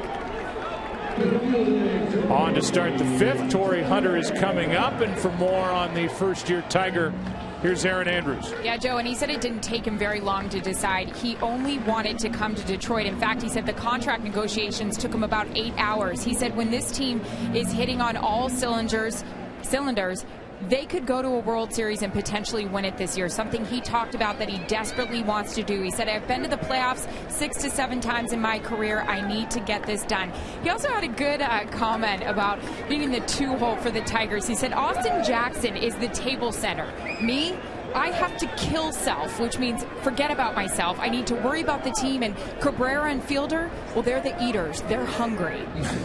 Well, and they know how to eat. Pitch is in the dirt, but it is a good spot. I mean, you're hitting behind a guy that likes to run.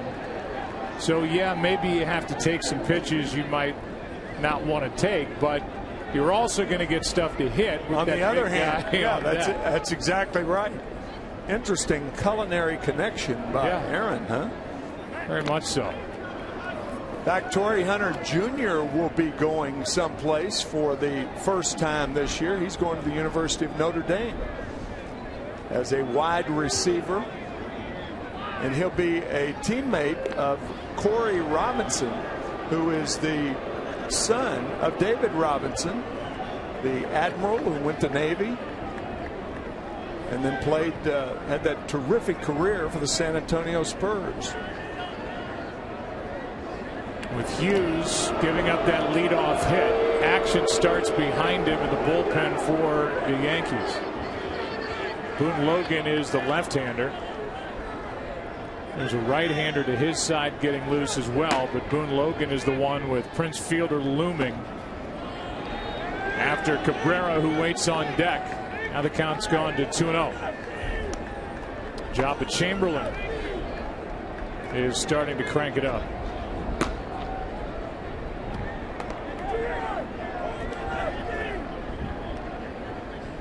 The only win for the Yankees so far belongs to Andy Pettitte. He was terrific on Thursday against the Red Sox. What else is new, right? Here's a fly ball into right center field. Back at the track. It's up against the wall. Austin Jackson will fly around the bases and make it 2-1 on an RBI double by Torrey Hunter.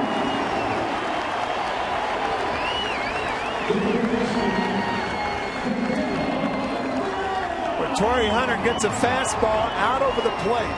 There have been 4 hits in this game, including the home run by Vernon Wells with a 2-0 count. Gives you an idea. The deeper a pitcher will fall behind a hitter, the better that hitter can look for a pitch to drive. Torrey Hunter did, and he put the Tigers back in front. Still nobody out in the inning. A single, a double, now Cabrera, then Fielder. And time may be running out here in the first start of the season for Phil Hughes.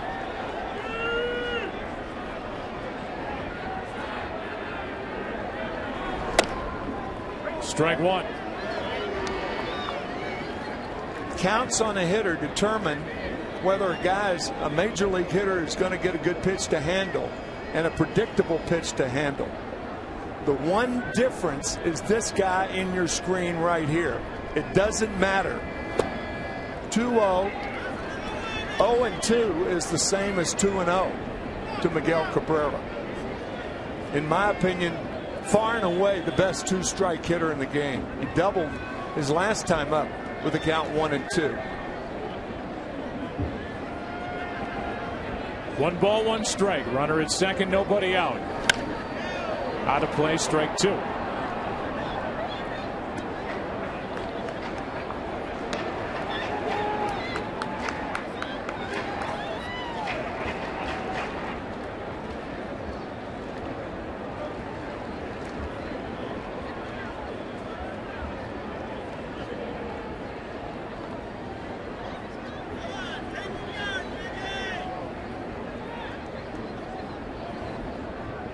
Phil Hughes in trouble with a runner at second, nobody out, and Cabrera at the plate. 1-2 pitch is not close.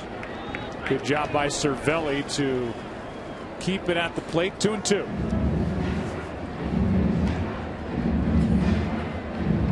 Breaking ball misses away. It was a nice play going to his right by Francisco Cervelli. He stares up at Miguel Cabrera. Flashes signs for Hughes with a 2-2 count.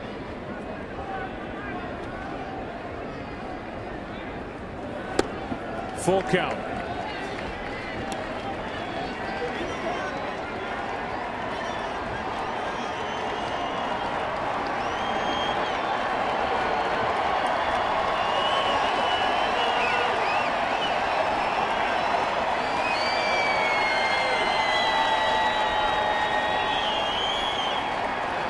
This crowd wants to see the Triple Crown winner do something here on a 3-2 pitch.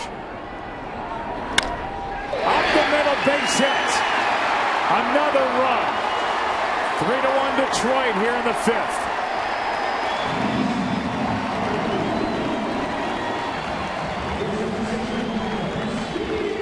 Miguel Cabrera has gotten used to looking for breaking balls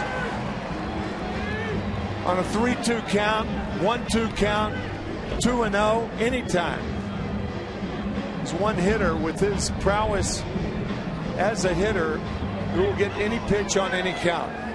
That is going to be it for Phil Hughes, who hands off to Joe Girardi. He'll hand it to Boone Logan with Prince Fielder coming up in a rematch from these two in their meeting on opening day here in Detroit, when Prince Fielder rode one out of here into right off Logan.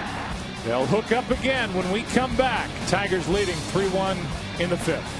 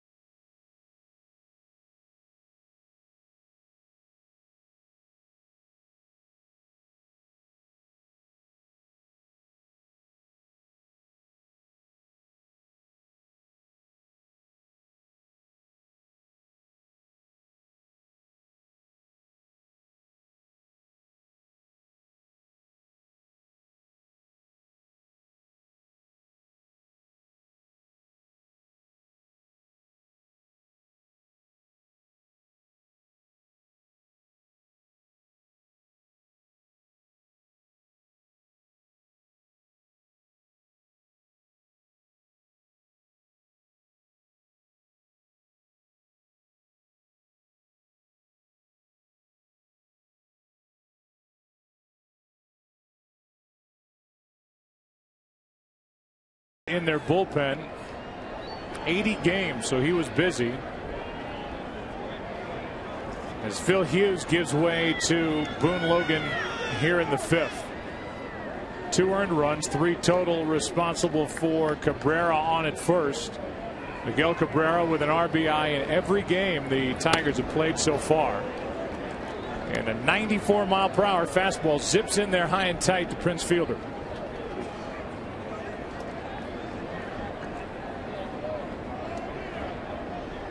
Prince took Logan deep in yesterday's game. Here's a 1-0. That's a good pitch. Strike 1. Fielder, even with the big contract and all the expectations, had a good year. 30 home runs, 108 RBIs last year, and hit .313. He waits for a 1-1 pitch. He held up. Ball 2. Funny about Prince, because when he's facing left-handers, he's more inclined to go to left field than he is against right-handers. That's a good formula for a hitter with the strength of Fielder. Fooled him. Strike 2. Good breaking ball from Logan. That was a tough pitch.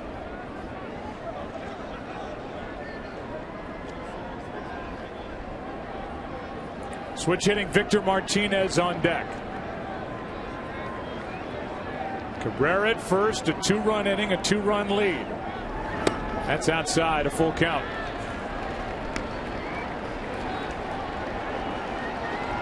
I think Boone Logan liked being taken deep by Fielder yesterday. He is bringing it up there. That last pitch, 96. That's as hard as I've seen him throw. Yeah, that's as hard as he can throw.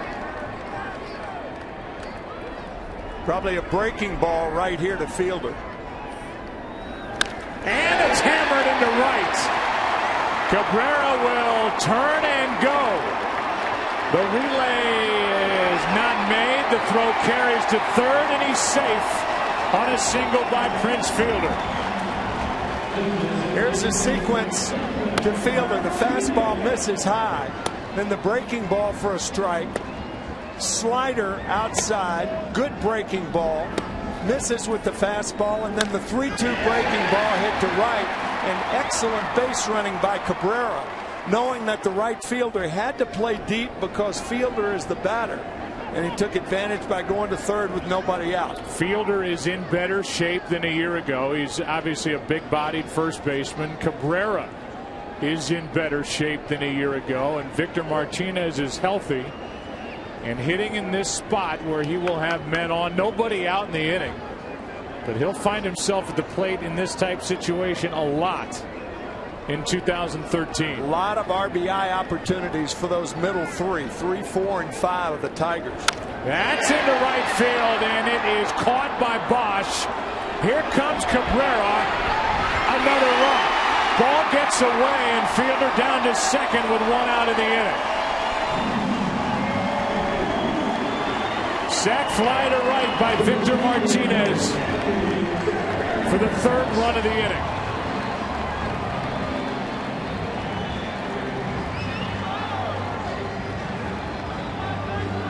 Fastball away, hit well to right field. Overthrowing the cutoff man is Brennan Bosch, but the ball eludes catcher Francisco Cervelli. Beg your pardon? And Fielder going to second base on the ball when Cervelli allows it to get past him. An error, I would think, on Cervelli.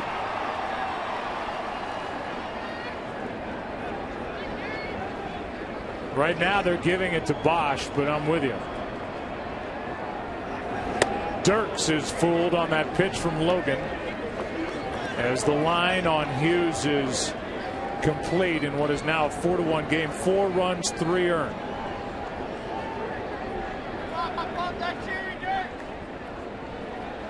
Right now it's a sac fly to right, then E9 on that throw from Bosch.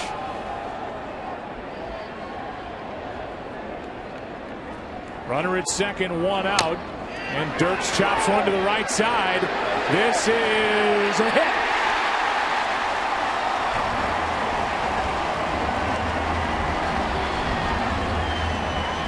And the first hit of the season for Andy Dirks is a chopper that was put in the right spot. He's asking for the ball.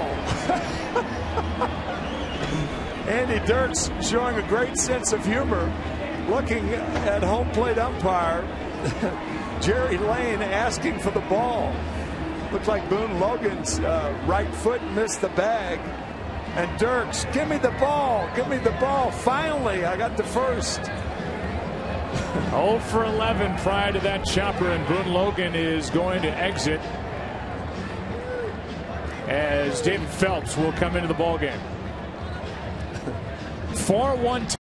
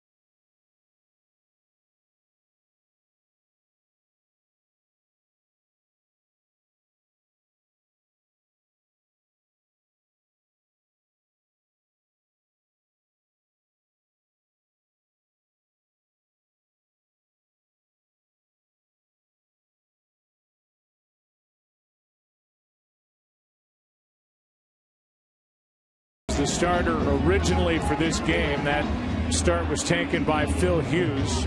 Last year was 2-2 out of the bullpen, 2-2 in the rotation.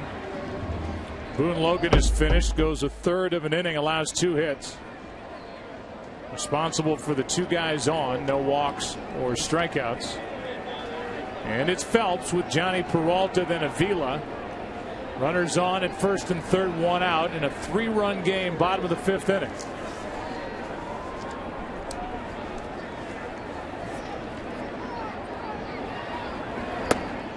It's a ball inside.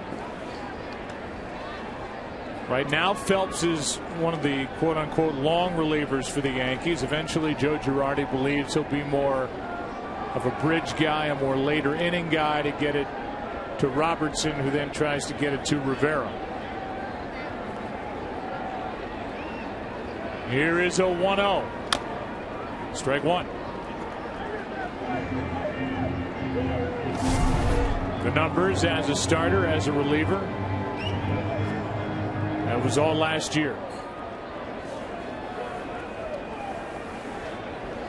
Former 14th round pick back in 08.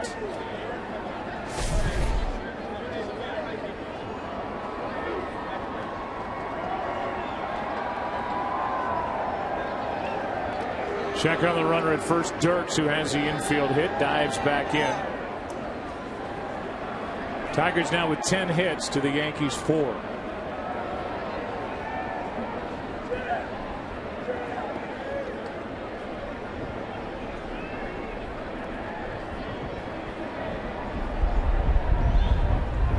There's a broken bat flare for a base hit. And it's 5-1 here in the 5th inning. with the Tigers on top.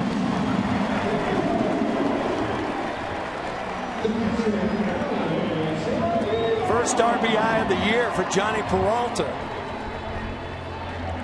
Also had his first double of the year earlier. I think the Tigers are going to be throwing up double figure hits a lot this season.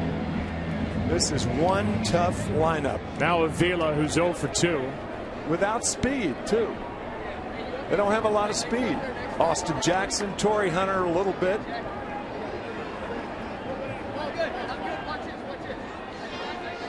Now Cervelli goes out to talk to Phelps. Meanwhile, Boone Logan is on this Yankee team as the only left-hander in the bullpen. He's there to get the big left-handed batter out, and in back-to-back days here in Detroit could not get Prince Fielder. Yesterday, Fielder a home run. In this matchup in the 5th, and a base hit into right that sent Cabrera first to third. Breaking ball in for a strike.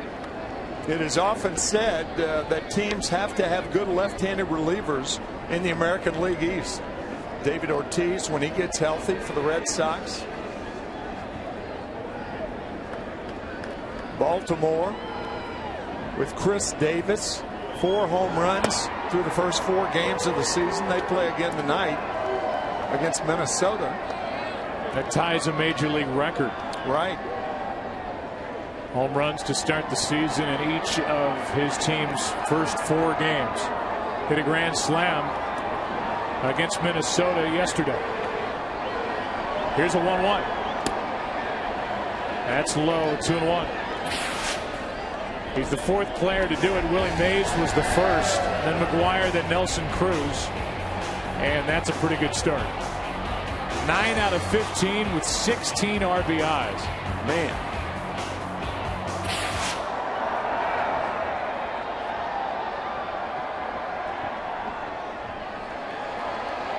Here's a 2-1. 3-1 from David Phelps.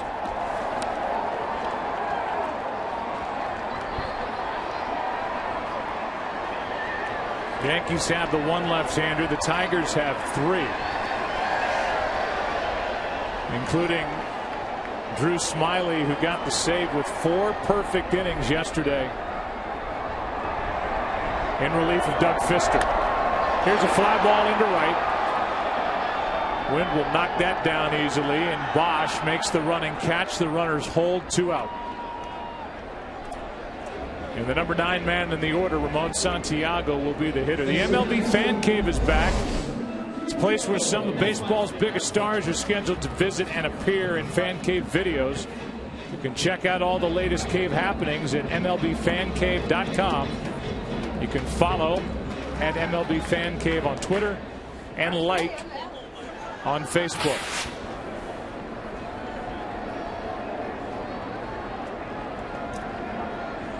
Here's Santiago. 9th man to bat in the inning. Ball 1. Jackson started it with a hit. Torrey Hunter an RBI double. Cabrera an RBI single. Logan came in, gave up 2 hits, 1 to Fielder, 1 to Andy Dirks. A hit greeted David Phelps off the bat of Johnny Peralta for an RBI. A fly ball out by Avila. Now Santiago. 2-0. First time this year the Tigers have batted around, and talked about double numbers in hits. They're going to bat around a few times too. Very few soft spots in this Tiger lineup. Santiago took a hack at a 2-0 pitch and came up empty. 2-1. Ramon looking for his first hit of the season.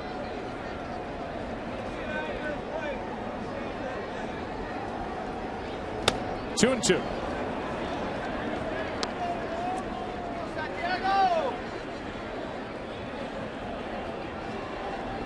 Four runs in the inning by the Tigers, big as they are working with a shortened bullpen for Jim Leland, as both Villarreal, the right-hander, and Drew Smyly, the left-hander, are unavailable.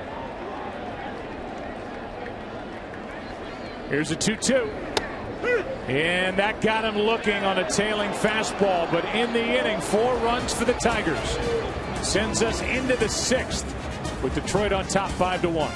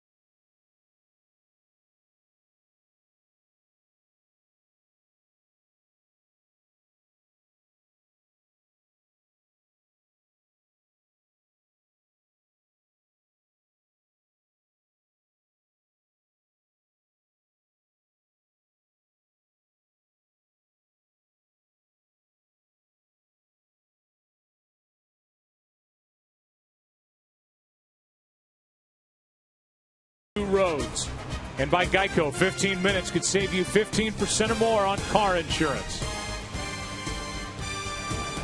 Give you a game summary as this game slips into the 6th inning. 5-1 is the score. Cabrera, an RBI in all 5 games this season, and for Miguel, he's got 3 hits, 2 singles and a double. Scherzer, who's back to the hill, has gone 5, 1 run on 4 hits with 7 strikeouts. Guy was number 2 in the majors last year in strikeouts, and he will deal with the 2, 3, and 4 hitters Cano, Euclid, and Hafner here in the 6th. Because of the shortage of Smiley and Villarreal, that's probably one reason that Jim Leyland's trying to squeeze one more inning out of Scherzer.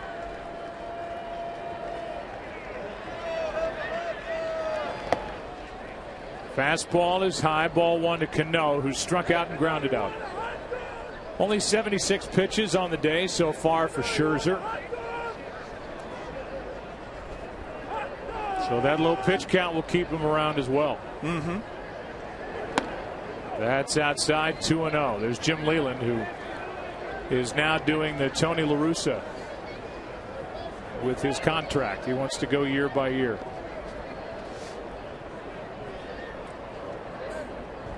That's a confident man who could do that. Here's a 2-0. La Russa got to the point in his career where he said, if they want me back and I want to come back, we'll figure it out. Now, you'd figure that Leyland would have something similar because the 2 men are so close. Talk almost daily. That's ball 3.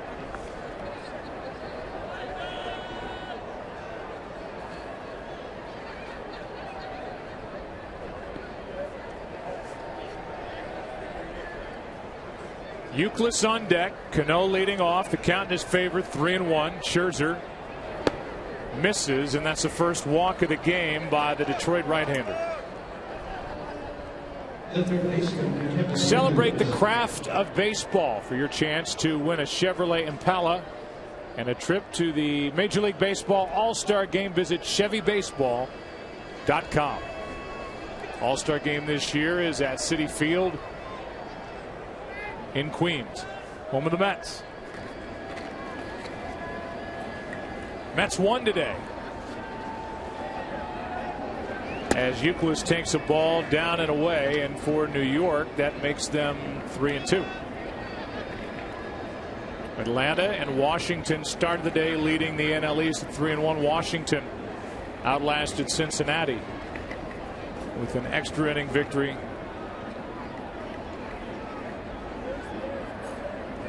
As that pitch is low, the count 2-0, and that's going to get a visit from Avila. How about the Nationals? They give up 1 run in their first 3 games against Miami. 2 shutouts in a 1-run game, and then lose 15-0 to Cincinnati, with Cincinnati hitting 6 home runs in last night's game. There is Albuquerque. The right-hander getting loose as the pitch count is now up to 82. 1 on, nobody out, 2-0 the count, and that's not close. And in a 4-run game, Scherzer is working his way into trouble and maybe out of the ball game. Now Jeff Jones, the pitching coach, is going to come talk.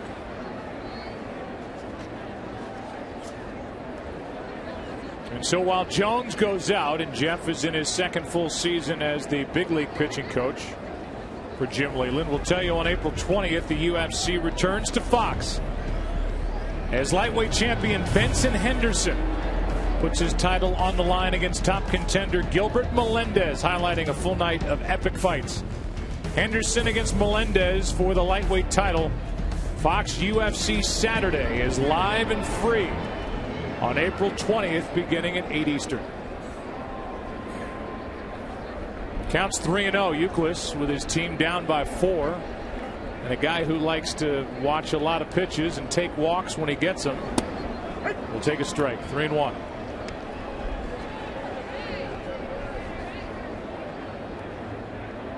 Again, an ideal hitting situation for Youkilis. Chance to get a good pitch and drive it with the count 3-1.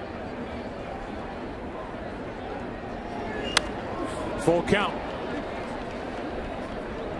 Here are a few things that you absolutely need to know about Kevin Youkilis. He's the 6th Yankees player with his last name beginning with a Y. Married to Julie Brady, the sister of Tom Brady. Yes, that Tom Brady, and 2-time Red Sox nominee for the Roberto Clemente Award. Good guy. Tough player, and he waits for a 3-2. He takes a walk, and it's 2 on, nobody out. Back-to-back walks to start the 6th. And now they start to pace and worry in that Tiger dugout with a shortened bullpen and no clear-cut choice as closer. Now, if the Yankees had gotten 2 hits, there wouldn't be nearly as much worry as 2 walks. 2 walks is very dangerous because it guides pitchers back into that strike zone with not a lot on it. Hafner knows what to do with a pitch with not a lot on it. Yes. He breaks his bat and gets a base hit into center field. They're going to bring Cano. He will not draw a throw, and the Yankees are a run closer. It's a 5-2 game as Hafner gets his 2nd Yankee RBI of the season. And that's going to be it for Scherzer.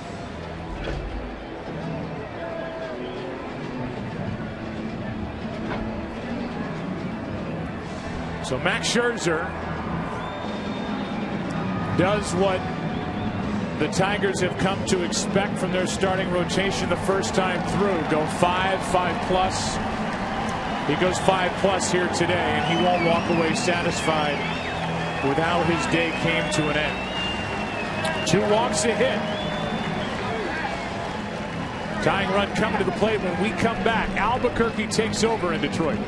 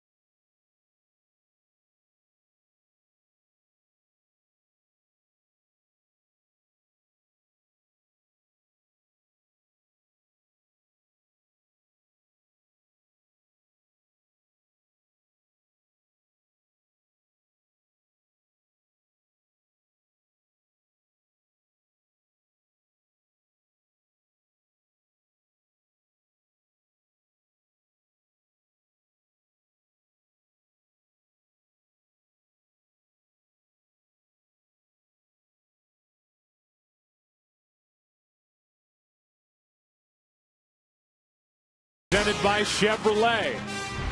Getting more interesting as we go. It's a 5-2 game here in the 6th inning. Scherzer is finished. If he gets a decision, it's a win. Cannot get the loss as Al Albuquerque takes over. There are his numbers last year as he worked his way back from injury, and he will deal with Vernon Wells. 2 on. Nobody out. Wells has already homered in this game. He took Scherzer deep in the 2nd to tie the game at 1. Tigers came up with 4 in the bottom of the 5th. Yankees now down by 3.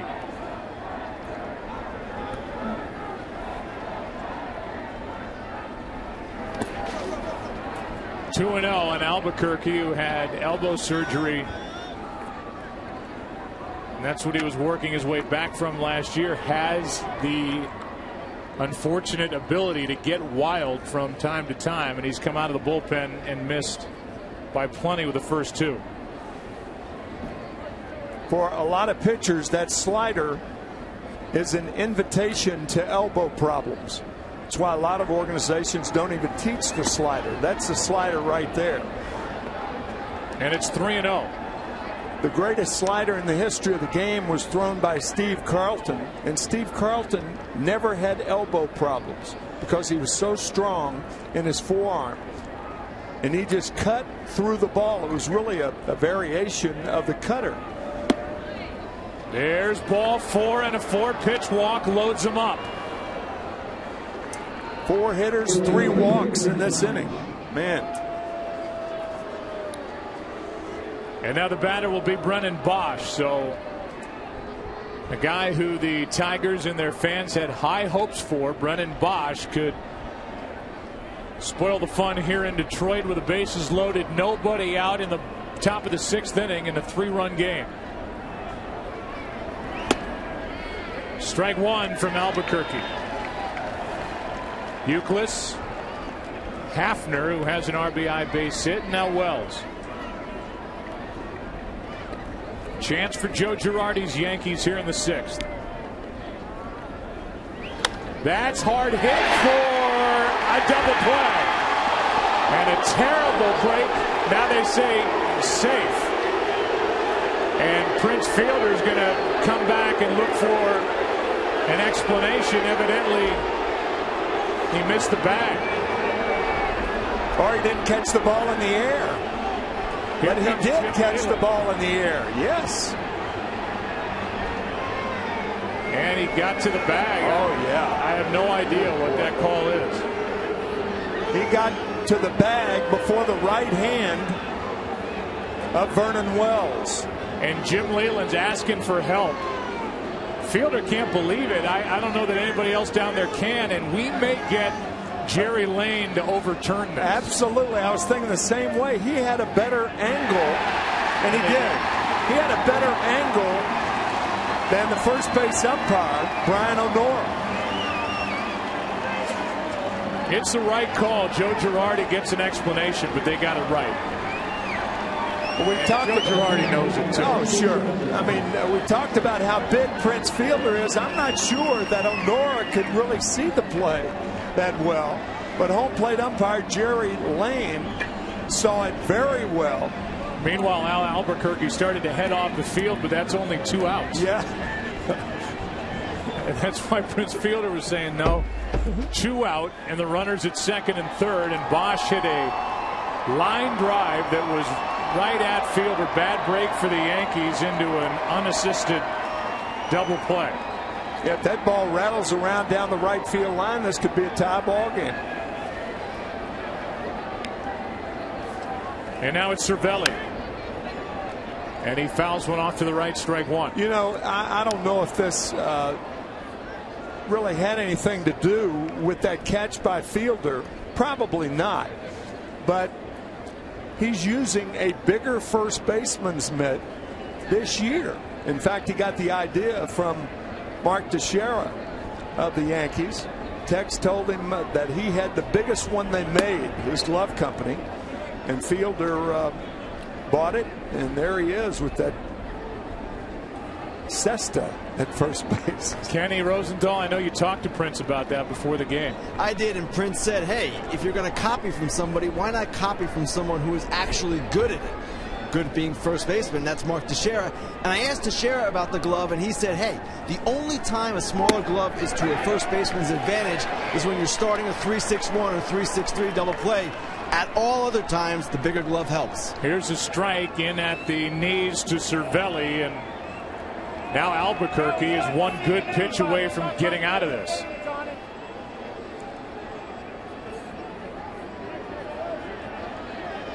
Runners at second and third, 2 out.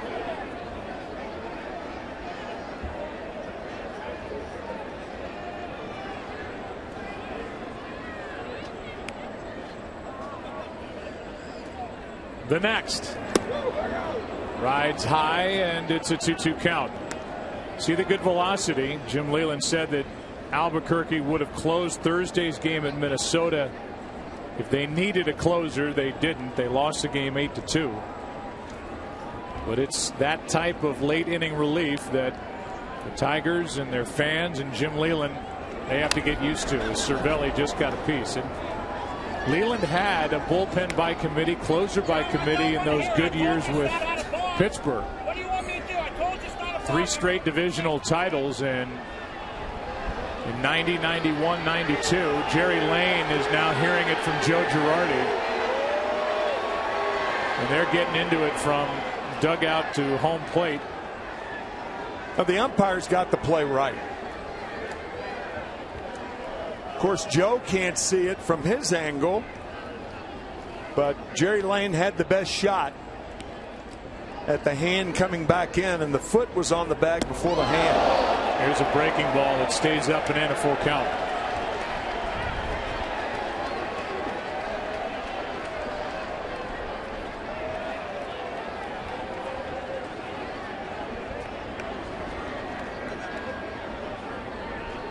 So a full count. Cervelli could make this a 1-run game with a base hit. Francisco is 0 for 2.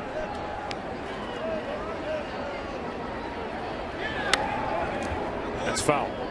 And just to finish on Leyland, those 3 straight years in Pittsburgh, great Pirate teams, and he had guys like Belinda, Landrum, left-hander Patterson. Nobody in any of those 3 years had more than 18 saves. He mixed and matched every year.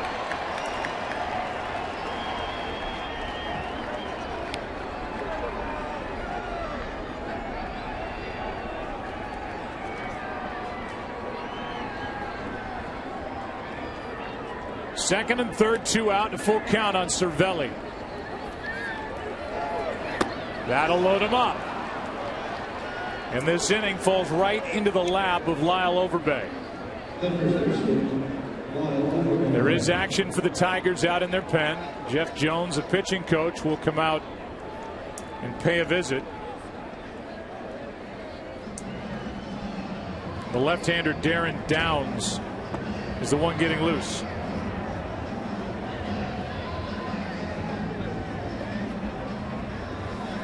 So while they talk, we'll talk. Major League Baseball and People Magazine are looking to salute our nation's veterans and military service members. 30 veterans and military service members, one to represent each Major League Baseball team, will be recognized at the 2013 MLB All-Star Game in New York. To nominate, go to tributeforheroes.com. Here's a golden chance for Overbay, and the Tigers leave Albuquerque in to face the left-handed hitting first baseman. Yeah, 6 hitters faced by Tiger pitching in this inning. 4 walks, a base hit, but that huge double play turned by Prince Fielder. Strike 1 on Overbay.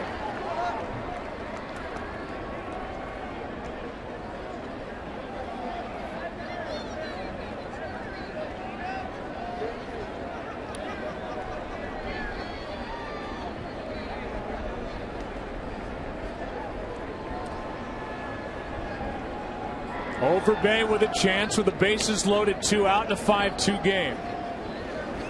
That's high. 94-mile-per-hour fastball with Jason Nix on deck. But it's on Overbay to try and make this a tighter game.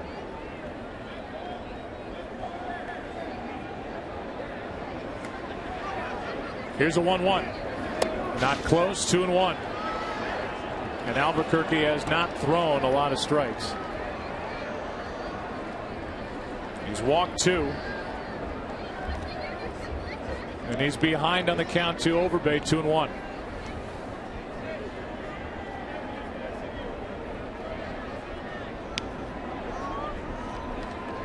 The next, strike 2. And a 2-2 count.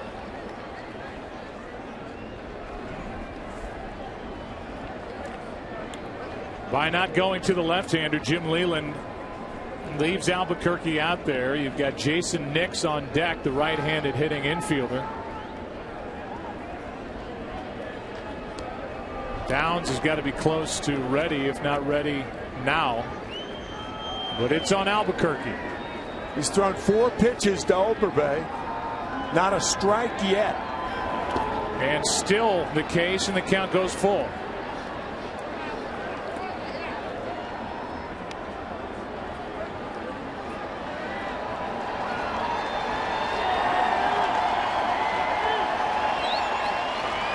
Euclid, Hafner. And now the runner at first, Cervelli.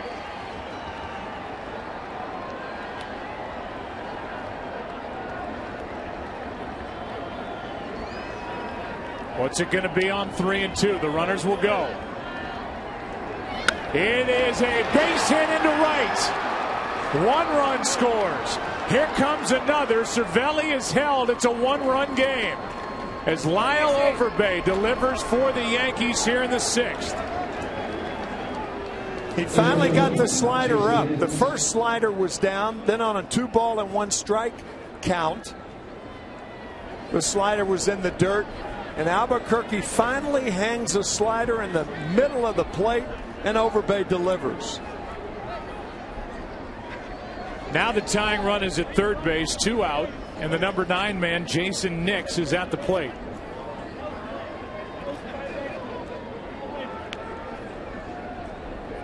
Four walks in the inning, 2 by Scherzer to start it, 2 by Albuquerque in relief of Scherzer, and now what a chance for the Yankees here as they've scored 3.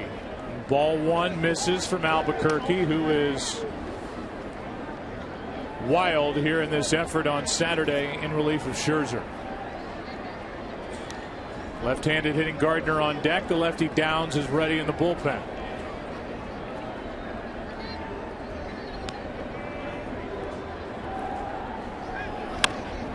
Slow chopper to Peralta. The flip for the end of the inning. But the Yankees have made it a ball game after allowing 4 runs to score in the bottom of the 5th. The Yankees come up with 3 in the 6th. Trail by 1 into the bottom half in Detroit.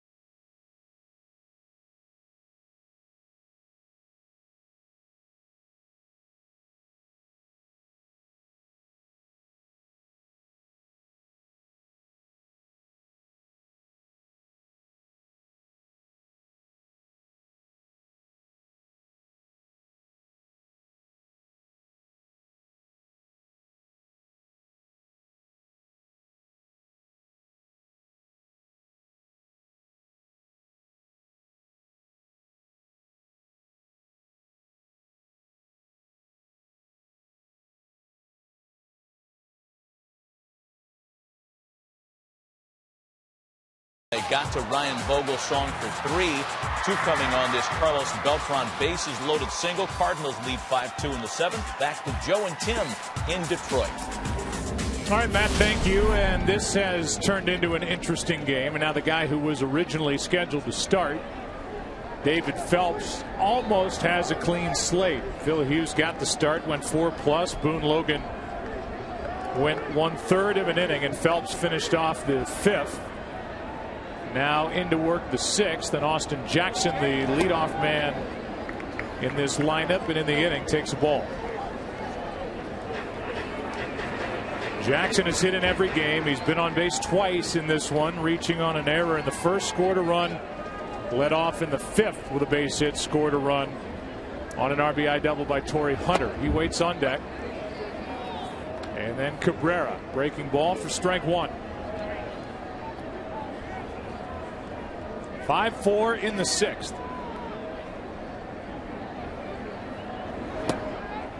Inside, 2-1.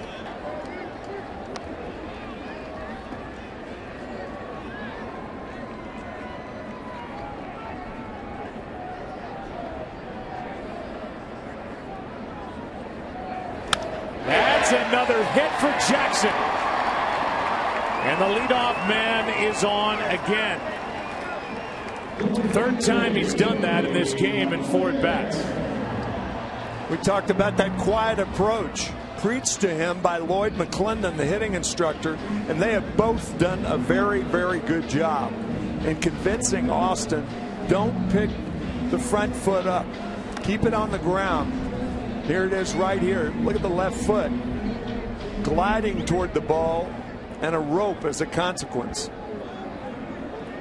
So you've got Jackson figuring that out in Detroit. You had Granderson figure that out after he left Detroit. Yeah. When he ended up in New York working with Kevin Long. Quicker to the ball, less moving parts, and Cervelli popped up. Looking to throw behind the runner Jackson, who had a big lead. On ball 1 to Torrey Hunter.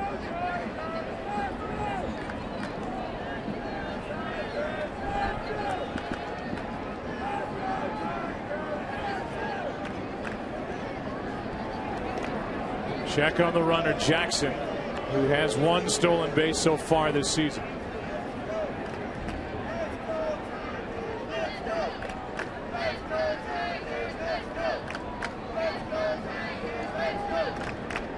Here's a 1-0. Ground ball, base hit left field. Off the bat of Hunter. That's his 3rd hit of the game. And now Miguel Cabrera, who's 3 for 3 in this game, and last year's Triple Crown winner, walks in. There have been 16 of them in MLB history. Hornsby and Ted Williams, the only players to do it twice. And since 1947, you see the guys who have done it, and you look at their numbers, and if you can digest all of that, I'd like you to do my taxes. And that's what they did the following season after they won the Triple Crown, and then what their teams did the following season. Remember, last year Cabrera led this team to the World Series when they lost to the Giants. 9 days to April 15th. Right. A fun day for all. Here's Cabrera, who has 2 singles, a double, an RBI, and a run scored. Ball 1. So Phelps is making it interesting again the other way. First 3 hitters, Jackson, Hunter, and Cabrera, have been up 11 times today, and on base 9 for the first 3 Tiger hitters. So you talk about the middle of the lineup, the 3 guys in the middle, the 3 guys at the top today have been serious in getting on base.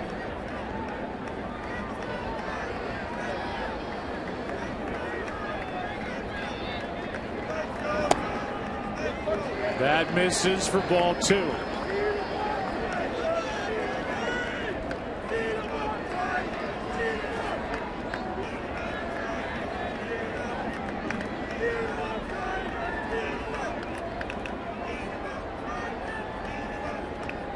Cabrera waits for a 2-0 and fouls it back.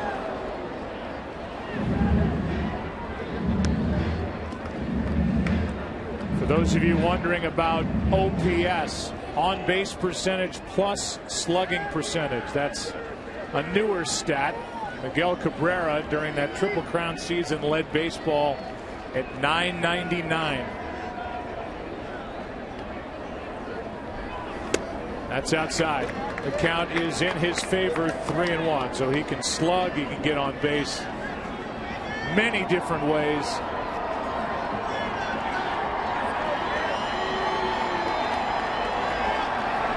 And I'm with you. I think he is taken over as the game's best hitter. The 3-1. That is low, and that will load him up.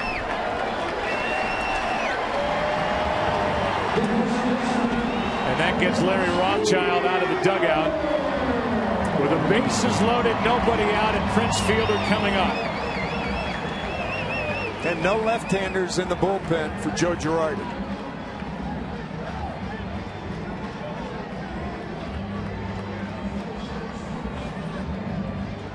For more on OPS, as you look at the highest career OPS all time, Babe Ruth, no surprise. Kenny Rosenthal is in the dugout. Kenny, bail me out of something that is not that easy to explain. Joe, I don't need to bail you out. You actually described it perfectly. OPS is the sum of a player's on-base percentage and his slugging percentage, and it's not a perfect stat. No stat is ideal, but this one measures a player's patience, his power, and his overall hitting ability. On-base percentage, the sabermetricians will tell you, is nearly twice as important as slugging percentage in scoring runs, but OPS is widely used now by front offices, by fans. It's become quite popular. Thank you, Kenny. A swinging strike to start this at bat for Prince Fielder, who has the bases loaded out in front of him and nobody out. David Phelps is in a lot of trouble here in the 6th after his teammates just made it a one-run game. That's a chopper. Coming to the plate is Jackson. He'll score. Out at second. It's a 2-run game. It's an RBI for Prince Fielder, his 2nd of the day, his 8th of the season already. And it's 6-4 here in the 6th. That was a good play by Jason Nix. He goes back to Robinson Cano. Clearly, the easier play was first base to get Fielder. But at least they got the in-between runner to keep the double play in order. And to bring in Victor Martinez, who has a sac fly, 1 for 2 on the day.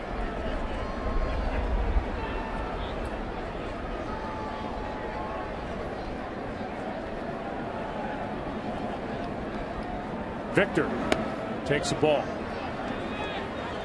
Then you get into that stat of wins above replacement, which is kind of a new designer stat. I call it WAR.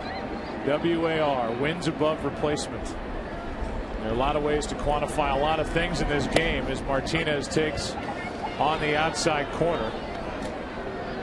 And even though Miguel Cabrera won the Triple Crown and got his team to the World Series, he was actually 3rd in the major leagues last year. Actually in the AL, 4th overall in Major League Baseball, and wins above replacement. Here's a 1-1 pitch. That is foul. And all that basically means it's a way to quantify the wins you provide your team above what a replacement player would provide. So you see 3rd in the AL. Mike Trout actually led in wins above replacement. Cano, Buster Posey in the National League with the Giants, and then Miguel Cabrera in that list according to baseballreference.com.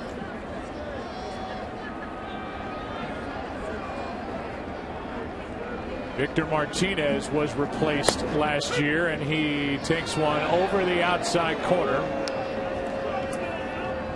And that is out number 2. That's a breaking ball that Victor thought was going to be inside. It stayed outside, and it may have been outside. Martinez thought that it was, but Phelps and the Yankees got a gift right there for strike 3 on Martinez. And now David Phelps, who had the bases loaded, nobody out, and Prince Fielder at the plate, could get out of this. allowing only 1 run if he can get Dirks. It's a 6-4 game. That was the second strikeout for Phelps, second out of the inning. Here's Andy, who had an infield base hit his last time up. Strike 1.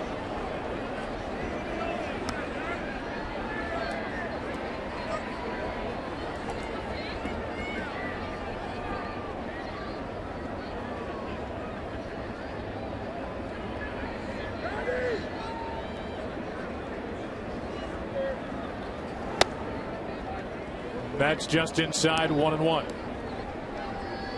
Just a finish on WAR, wins above replacement. You can understand why a guy like Mike Trout, who does so much defensively, can run, steal bases. You can understand why his number was as high as it was, basically 11 wins more than anybody who would have replaced him. Yeah, he contributes more to a win, believe it or not, than Cabrera would, because Cabrera is an offensive player and offers little on defense. Here's a base hit into right. Another run for the Tigers. Hunter scores. Fielder goes first to third, and Dirks delivers a 2-out RBI hit. It's 7-4. That's a big hit by Andy Dirks. Gives the Tigers a little more momentum when the Yankees and Phelps thought that they might be out of it, as you said, Joe, had they gotten Dirks. And then talking about the ball again. Great sense of humor, Andy Dirks. First and third, 2 out for Peralta. Johnny has 2 hits. 7-4 game, and a fastball is a bit high, ball 1.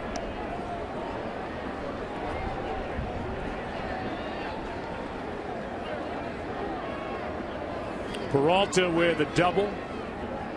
Broken bat RBI base hit over the shortstop's head in the 5th. Lined out to left his first time up.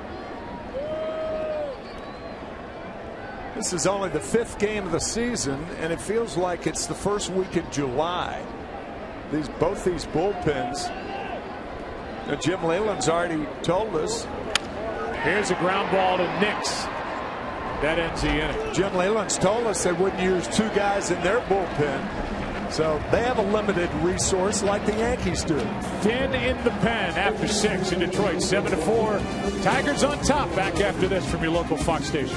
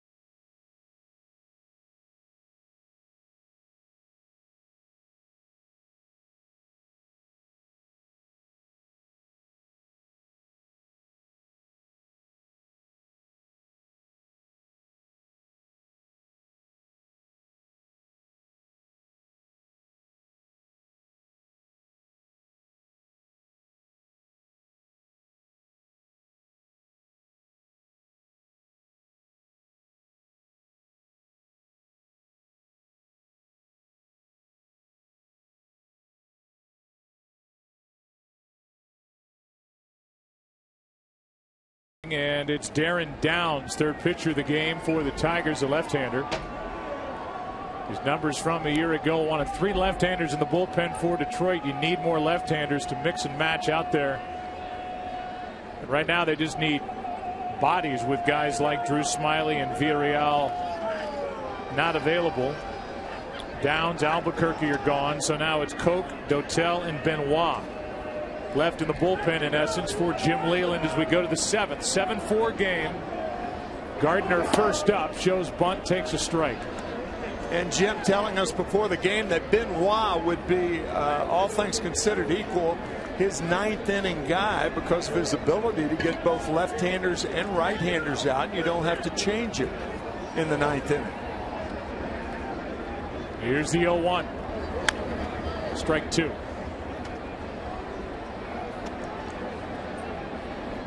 Yeah, Leland said in a perfect world he'd want Benoit to take over as the quote-unquote closer. Meanwhile, the Tigers have re-signed Jose Valverde, who struggled so much in the postseason last year that he lost his job as closer for the Tigers. He's in a minor league contract. Here's a fly ball to center. Jackson back a few, 1 out. And Gardner 0 for 4.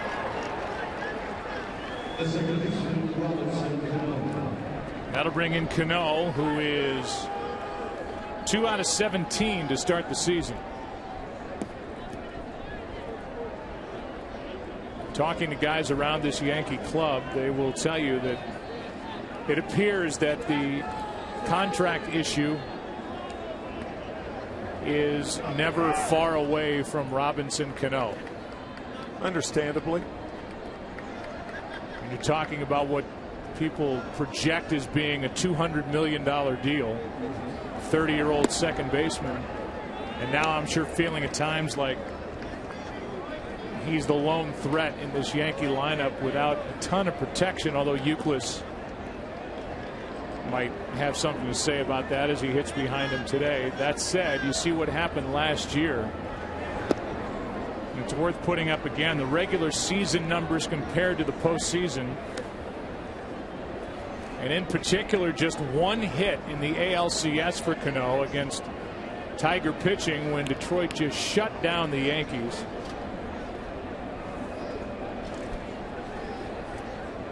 Pitching dominated by the Tigers, and the Yankees just could not get anything going. Here is a foul off the end of the bat for strike 2 on Cano.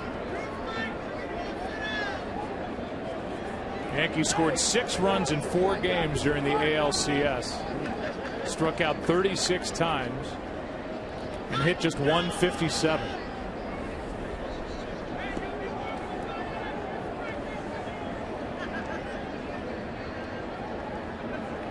With 1 out, nobody on, Downs deals, and he gets Cano looking, 2 out.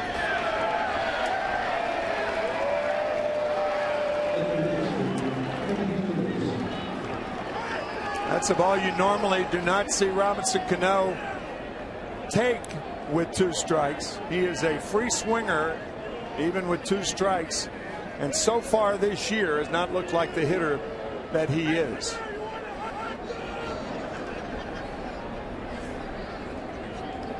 Well, he hit .469 for Team Dominican Republic in the World Baseball Classic, and he had a pretty good spring in the 300s for the Yankees, but now that the season has begun, he's looking to find his groove. Here's Youkilis, takes a strike. Kevin has been hit by a pitch, doubled, walked, and scored. So 1 for 1 on the day. Strike 2.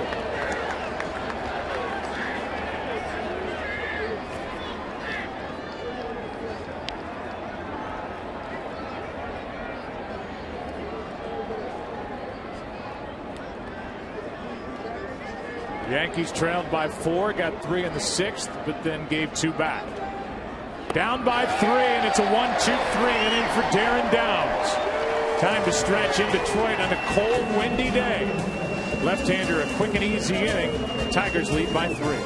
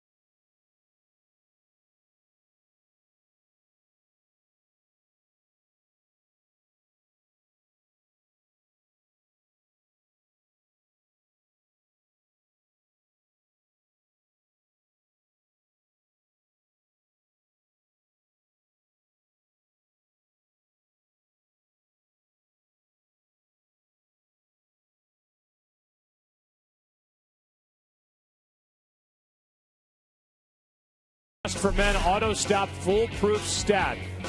19th MLB season, all with the Yankees, and that's a Yankee record for Mariano Rivera. 609 career saves, most all time. The postseason numbers are ridiculous.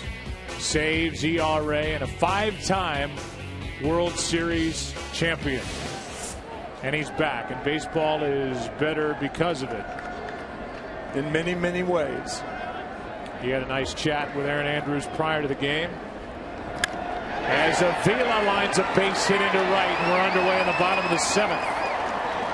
And for more on Mariano Rivera, back down we go to Aaron Andrews. Yeah, Joe, and with all those numbers, Mariano Rivera, one of the classiest guys you'll find in all of sports. When he decided he was going to announce his retirement, he's also giving back to baseball fans in general. Here you see him at 1:45 today, meeting U.S. Navy Master of Arms Stephen Rollins.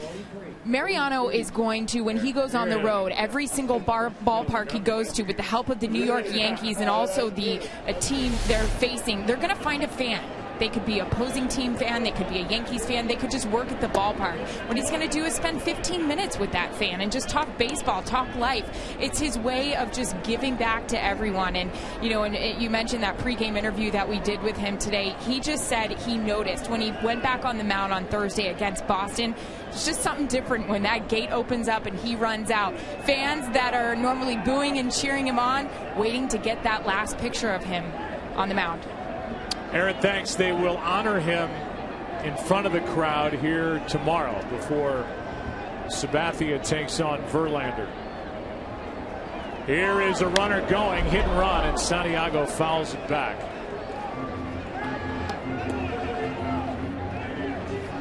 So the count 1-1 on Ramon is maybe Jim Leyland trying to do two things.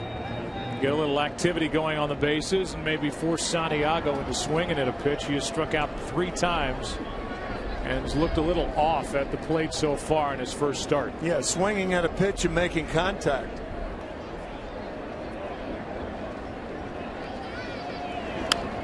And now he's set up for his 4th strikeout. 1-2 the count.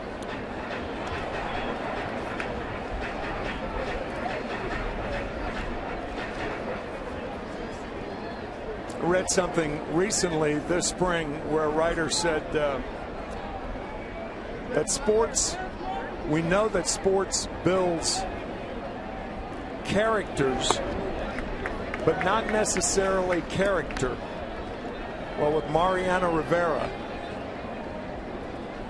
it's the epitome of character and class. He is 1 for 1. He saved a game for Andy Pettitte on Thursday against the Red Sox. As Santiago takes low for ball 3, a full count.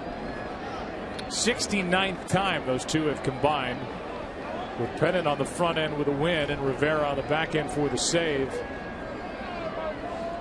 For Andy, his 246th career win. 4-2 on Thursday, and they almost caught Avila flat-footed.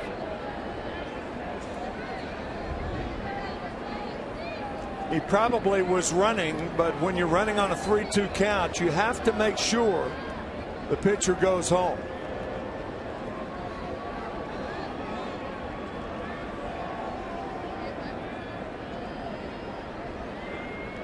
He takes off and a foul straight back. The knees are better. It's been knee trouble for Avila certainly last year and in the postseason the year before. Last year a down year offensively for Alex, who hit 295 in 2011, 243 last year. On here in the 7th with his first hit of the day and a 3-2 pitch. The runner going is hit in the air to right. There is Bosch, and Avila just keeps running, and he'll be doubled off first base for the double play. And I don't know what Avila was thinking about. Maybe he was thinking about the hospital. That's what he was thinking about. And that's understandable. He gets a bye on that. Today's game, presented by Chevrolet, is sponsored by Scott's, the official lawn care company of Major League Baseball, and by Chevrolet. find new roads. I mean, if you can't give a guy a pass on something like that under the circumstances, Alex's wife Christina expecting any minute. You're getting soft over there. Well, I mean, come on. Oh, I know. That's one of those situations. Yeah, I know. It's one of those situations, though, where he gets a bye. Sorry. That's on the outside corner. And the count 1-1 on Austin Jackson, who's had another good game. That's the first time on our telecast, by the way, in 18 years. Yeah. First bye we've ever given anybody. But Alex gets one. The 1-1 pitch is outside.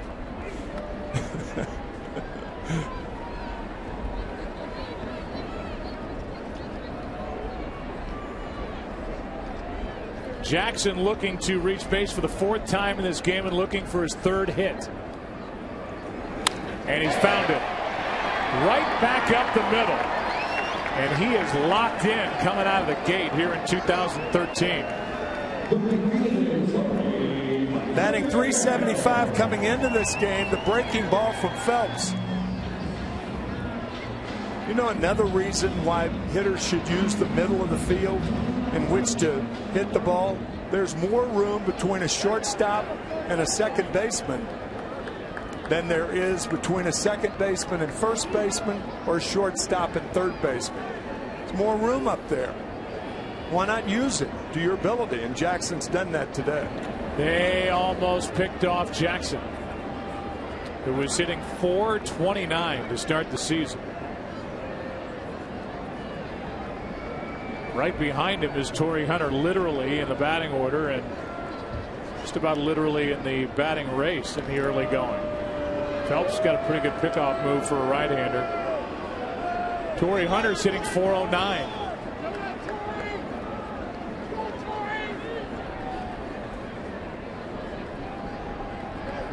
One on, 2 out. Strike one.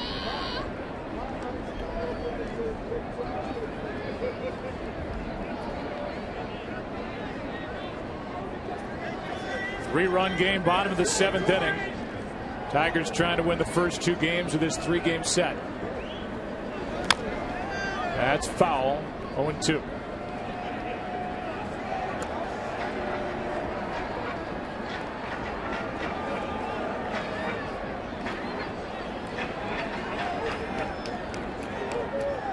Two strikes could be a running situation for Jackson. Yeah, be a good time to run.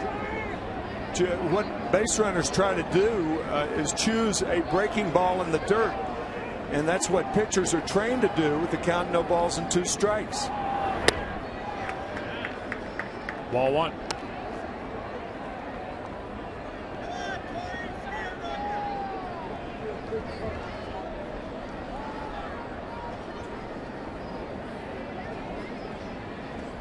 Runner at first, 2 out. Austin Jackson stays put, and the ground ball's fielded by Overbay, and that ends the inning. 2 hits in the frame, a double play mixed in. The Tigers have left 10. We go to the 8th. Detroit up by 3.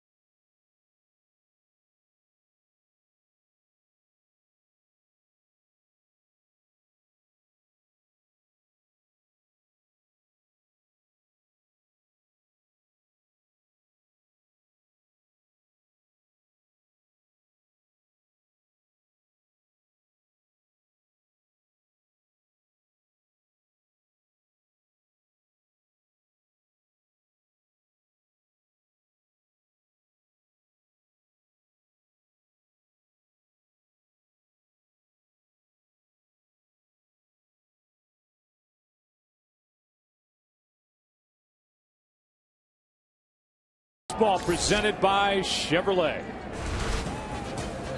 As we go into the 8th inning, and Downs, a left-hander, had a quick 7th. Jim Leyland would love to see him get through this 8th and have the options of Phil Koch, Octavio Dotel, and Joaquin Benoit for the 9th. Strike one to Hafner, who has 2 strikeouts, an RBI single, and a run scored. His RBI single chased Scherzer, the starter, back in the 6th.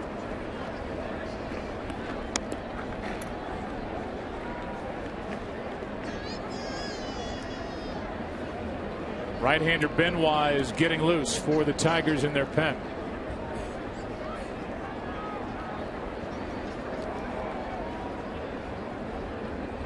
Here is a 1-1. Breaking ball hangs a bit, and Hafner fouls it, strike 2.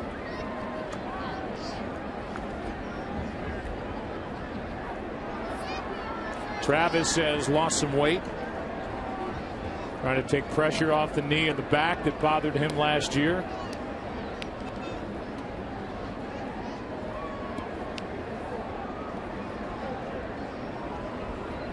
Taps the plate and waits for a 1-2 pitch from Darren Downs. 2-2. Yesterday afternoon I mentioned Drew Smiley, and Smiley is one of the better pitchers this team has. He's young, left-hander, pitched 4 perfect innings. Last year was the number 5 starter, and this year is a luxury, an extra left-hander in their bullpen. But if anybody gets hurt, he would take their spot in the rotation. 2-2 pitch is outside, a full count. Very valuable guy who is used as insurance for the Tigers starting staff. Especially here early. Yeah, right. You don't want to stretch guys out too much right out of the gate, so Smiley is there. He won't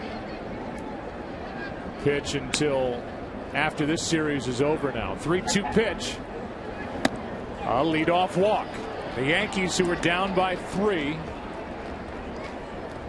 watch Hafner reach for the 2nd straight time.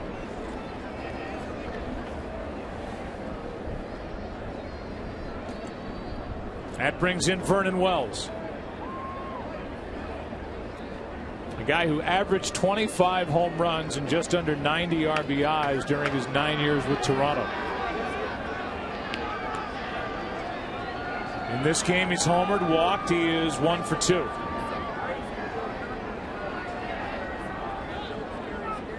Last year hit 11 in 77 games with the Angels. He pops it up.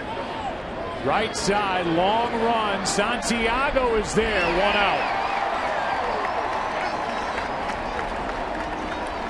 And Ramon had to cover a lot of ground to get to that foul ball, and he was the only one that could get there. You know why he had to cover a lot of ground? He's playing close to second base, hoping for a double play ball to the left side of the infield. And for that reason, long way to go, and he makes the play. Made it look easy. 1 on, 1 out for Brennan Bosch, who's hit the ball hard twice.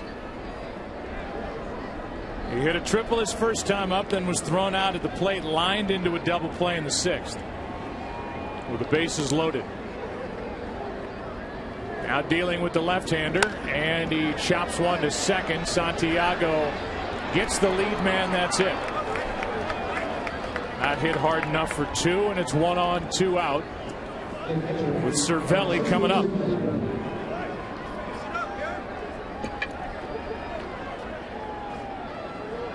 Jim Leyland just telling Prince Fielder to play behind Brennan Bosch. Leyland, of course, knowing the speed of Bosch very well since he was with the Detroit organization until March 15th of this year. Released by the Tigers, picked up, of course, by the Yankees. And they're playing Cervelli to hit it the other way. Right.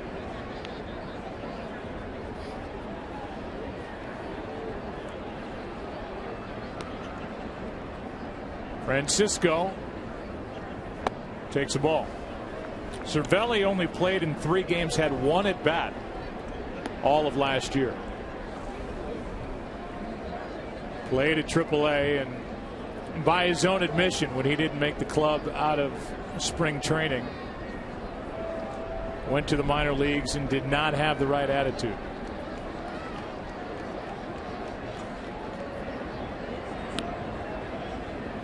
But now he is the primary guy behind the plate. He takes a strike, a count 1-1.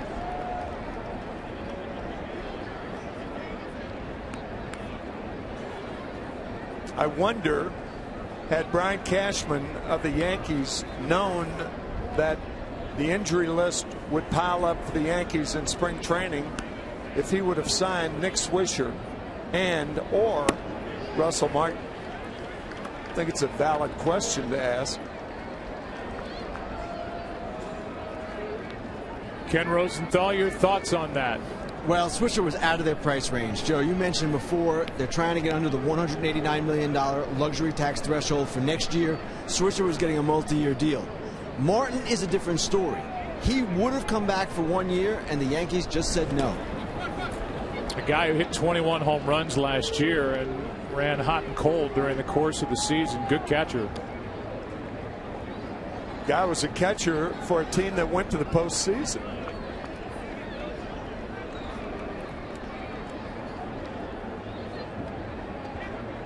But he is now back in the National League. He was there with the Dodgers. That's where we first found him. First became an all-star with the LA Dodgers, and now he's with the Pirates.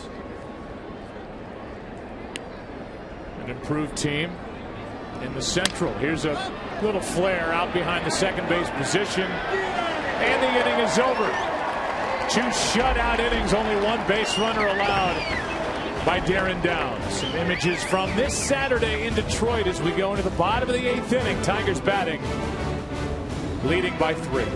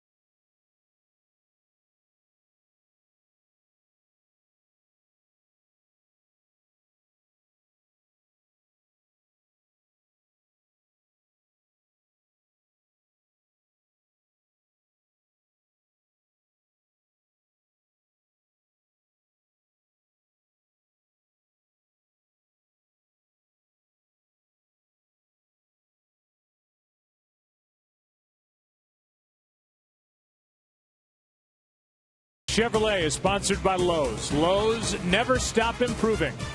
And by Budweiser, great times are waiting. Grab some buds.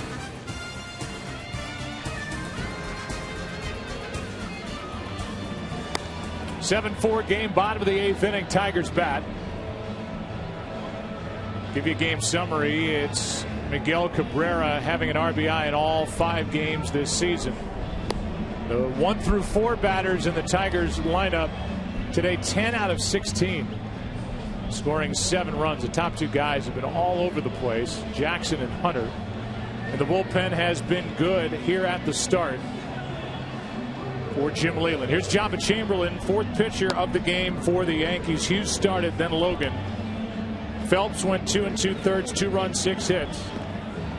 Tigers have 16 hits in this game, lead by 3, and Chamberlain, who had a good spring, stumbled out of the gate in his first effort of the season. Will take over and deal with the big bats, Cabrera, Fielder, and Victor Martinez.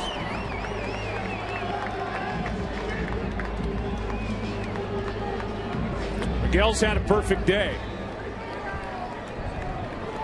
2 singles, a double, a walk, an RBI, a run scored. That's us here in our opener on our first Saturday telecast of the season. Year number 18 of the MLB on Fox. Chamberlain deals, and it's up. Ball 1. Good numbers for Cabrera against Jabba Chamberlain.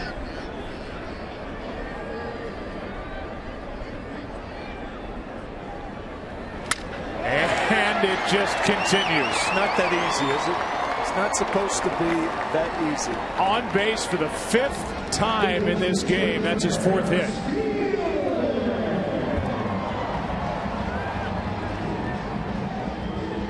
He's not even 30 years old yet. He'll be 30 on April 18th in 12 days. And just put together his 26th career 4-hit game.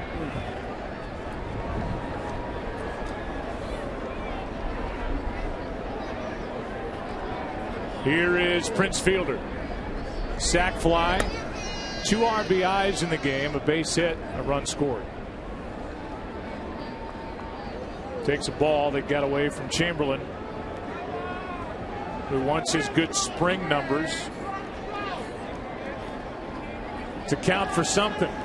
Some of that momentum to carry over. He'd like to put that first outing out of his memory, and now he's behind in the count 2-0. Joe, just a note that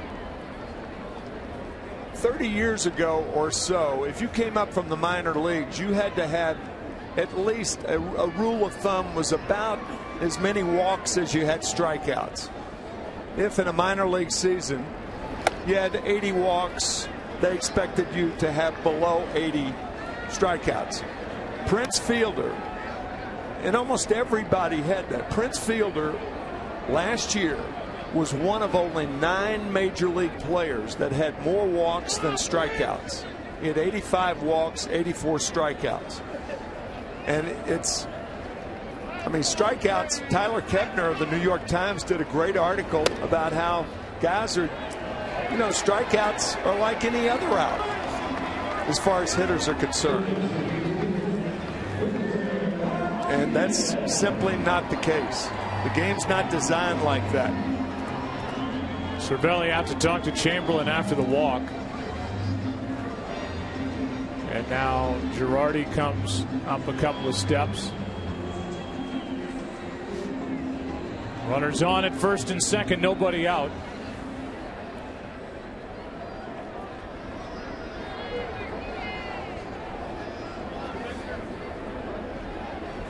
That's the thing, though, about Fielder and Cabrera. They don't strike out a lot.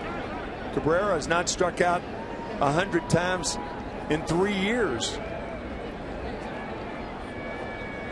So they put it in play. They hit for power and put it in play. Yeah. Here's Victor Martinez, who's the same way. Breaking ball for a strike to Martinez, who has a sac fly for an RBI, 1 hit, 3 at bats.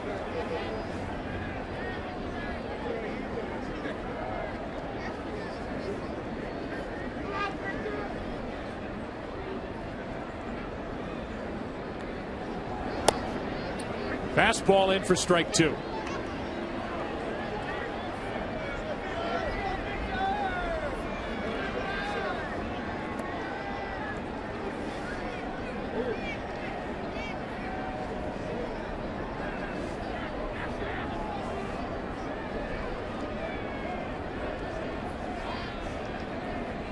Two on with nobody out. 0-2 the count. Ball one. Good matchup tomorrow when these two teams conclude their series. When Justin Verlander, who has started 1-0, takes on Sabathia. CC Sabathia 0-1. And it's on Fox Sports Detroit. Coverage starts at noon Eastern. They promote us, so we'll promote them. Absolutely. One big happy Fox family. Sabathia gets the ball. Struggled against the Red Sox. His first effort. That is outside, 2-2. Mentioned that they had met 12 times, including tomorrow. They will have, and Verlander is 5-3 in the previous 11. Sabathia 4-4, an ERA over 5.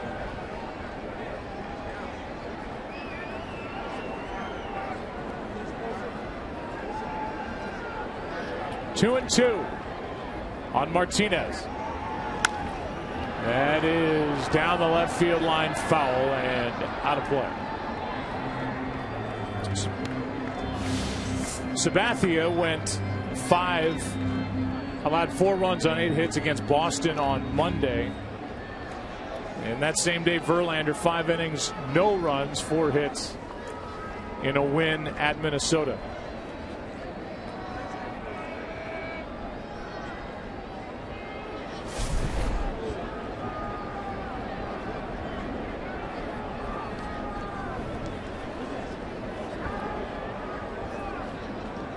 Here's a 2-2 now, and it skips in, not getting all the way to the plate. The runners on the wild pitch will advance to second and third, and Chamberlain really off coming out of the bullpen in this one. I believe that was a 57-foot slider. Yep. Tough play for Cervelli. It actually eluded the chest protector, hit him on the side. Francisco rubbing under that protector. That was a tough chance. Yeah, did glance off his side. See him wince a bit. So now the infield in with a full count on Victor Martinez and the runners at second and third. Nobody out here in the 8th. Jabba Chamberlain has just loaded the bases.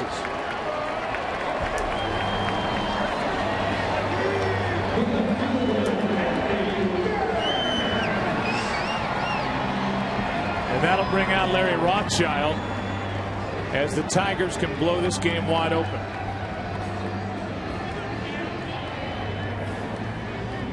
The batter will be Andy Dirks. While they talk on the mound, we'll remind you this year Fox Sports Supports is proud to partner with Feeding America, Johns Hopkins Medicine, and Stomp Out Bullying. We'll raise awareness for these organizations all year long through all of Fox Sports networks and platforms. And we're proud to support the work they do to make a difference in people's lives. To learn more, please visit foxsportssupports.com. Here's Dirks. Clean RBI single his last time up, an infield base hit in the 5th. And the bases are loaded with nobody out.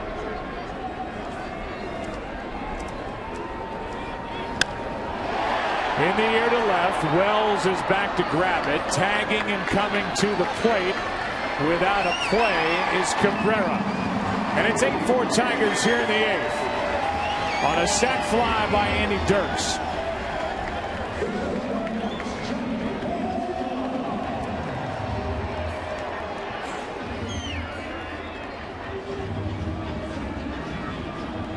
A hit, 2 walks, and a sac fly. And Johnny Peralta will walk in. 2 out of 4 on the day. Lead man is Prince Fielder. Trail runner is Victor Martinez.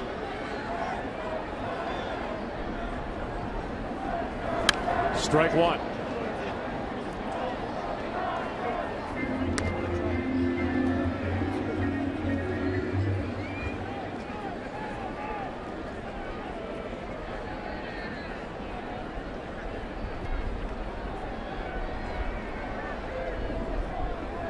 Tigers trying to climb back over the 500 mark. They won game 1, then lost the next 2 in Minnesota. Won yesterday and lead here today 8-4.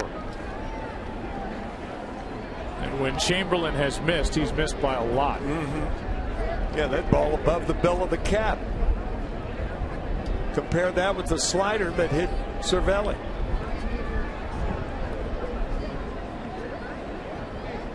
Wind has really picked up.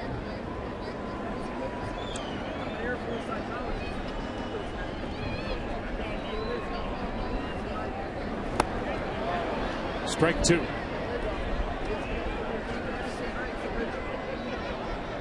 Blowing pretty much straight in from center is the wind with a count 1 ball 2 strikes on Peralta. April is the cruelest month.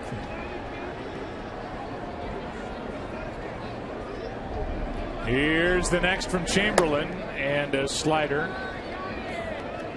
that misses. Peralta lays off, and the count 2-2.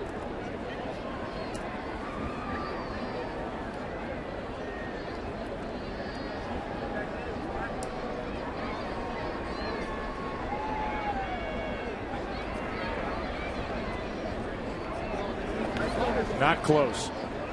And a full count.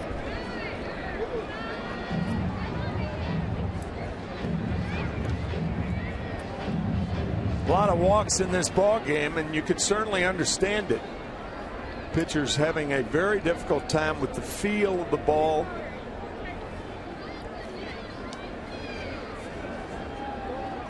Has a tendency to dry those glands.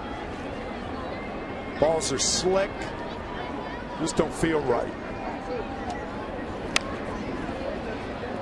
3-2 breaking ball, and it's fouled out of play to keep Peralta up there. Jabba, now 26 years old, will turn 27 in September. And you talk about a guy who burst onto the big league scene. Absolutely unhittable when he came up in 2007. A strikeout and a throw him out. Double play to end the inning. And that sends us into the 9th. The Tigers get a run, trying to take the first 2 games of this 3-game set, leading 8-4 as we go to the 9th.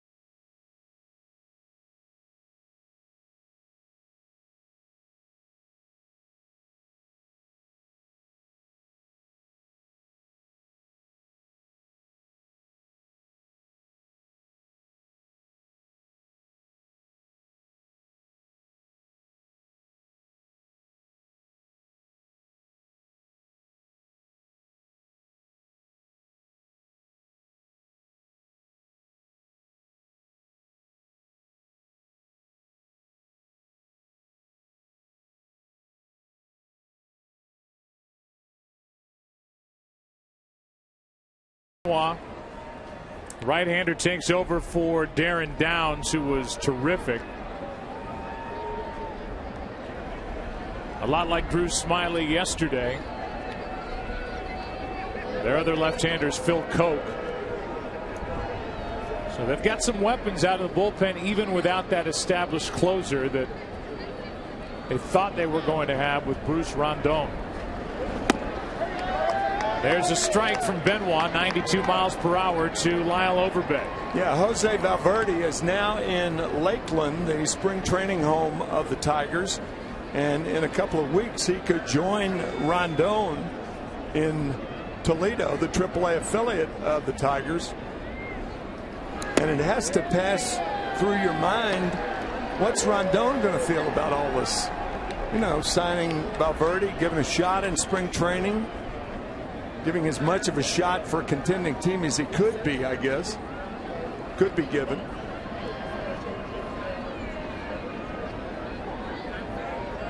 Here is an 0-2 pitch. Overbay checks on Peralta. 1 out. Time for the Burger King play of the game. And we'll just highlight Miguel Cabrera. Got his Silver Slugger award before the day started, and then just proceeded to wrap out 4 hits. All of them as he looks out to his right of the shortstop. So you think power and you think yanking a ball down the line, but he uses all parts of the park, as does this guy, Ichiro, who pinch hits here for Knicks.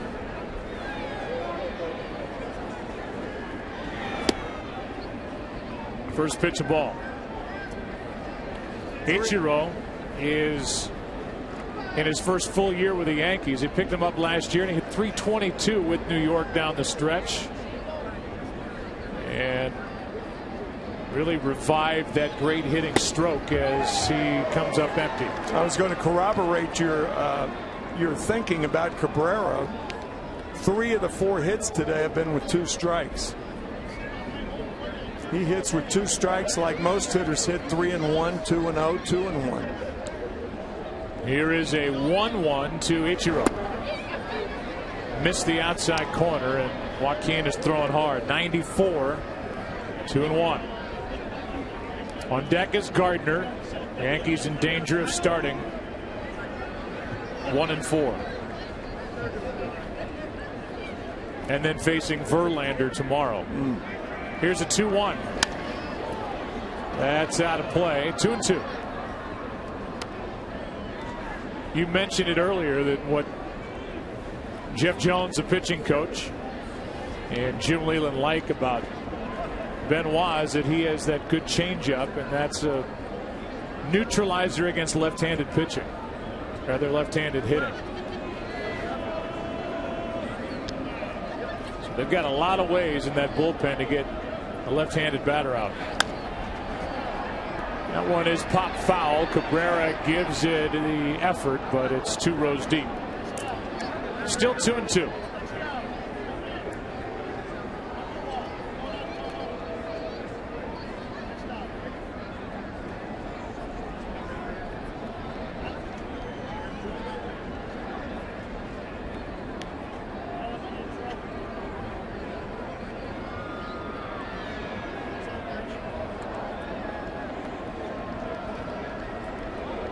Here is the next from Joaquin Benoit. 2 out. And he had Ichiro out in front of that 2-2 pitch on that good changeup. That's the changeup you were talking about. You don't get Ichiro to look like that very often. Fooled on a 2-strike pitch, but he was there. And it's down to Brett Gardner with 2 out, nobody on.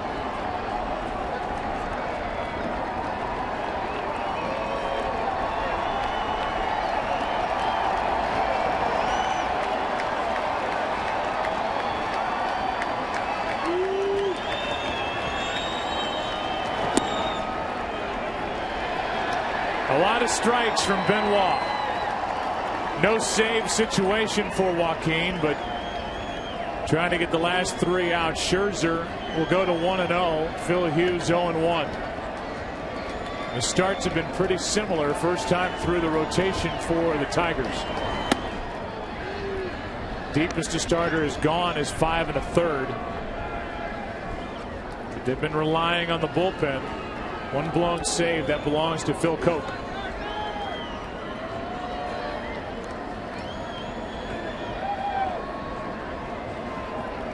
Here is a 1-1 pitch to Gardner. Strike 2, and that got Jerry Lane, and he reached out for Avila. And somehow Avila spun around and kept Lane on his feet. Jerry appears to be all right, but this hit hard. Right off the mask.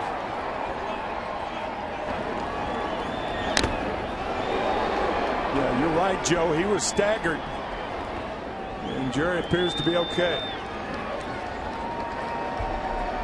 Major League Baseball finding that foul tips like that, direct hits, are doing more damage than were initially thought years ago.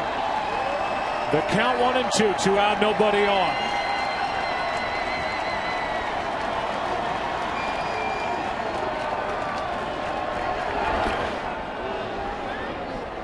Two and 2. As we told you, Alex Avila will leave here and go to the hospital to be with his wife Christina as they expect the birth of their first child later tonight. So best of luck to the Avila family on this day, Saturday, April 6th.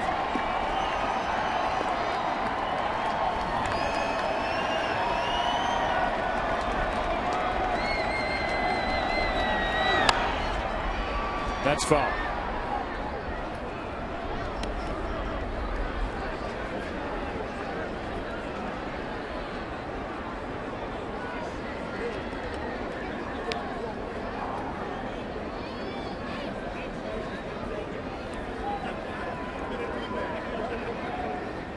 Gardner has flied out 3 times, struck out. Trying to fight his way on. A 2-2 count.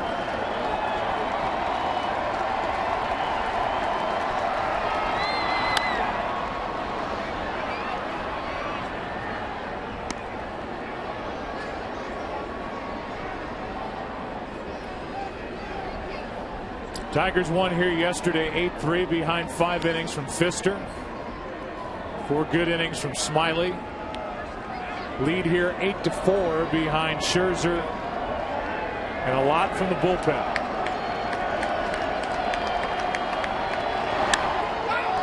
That should do it. Jackson to his right. Tigers win at 8-4.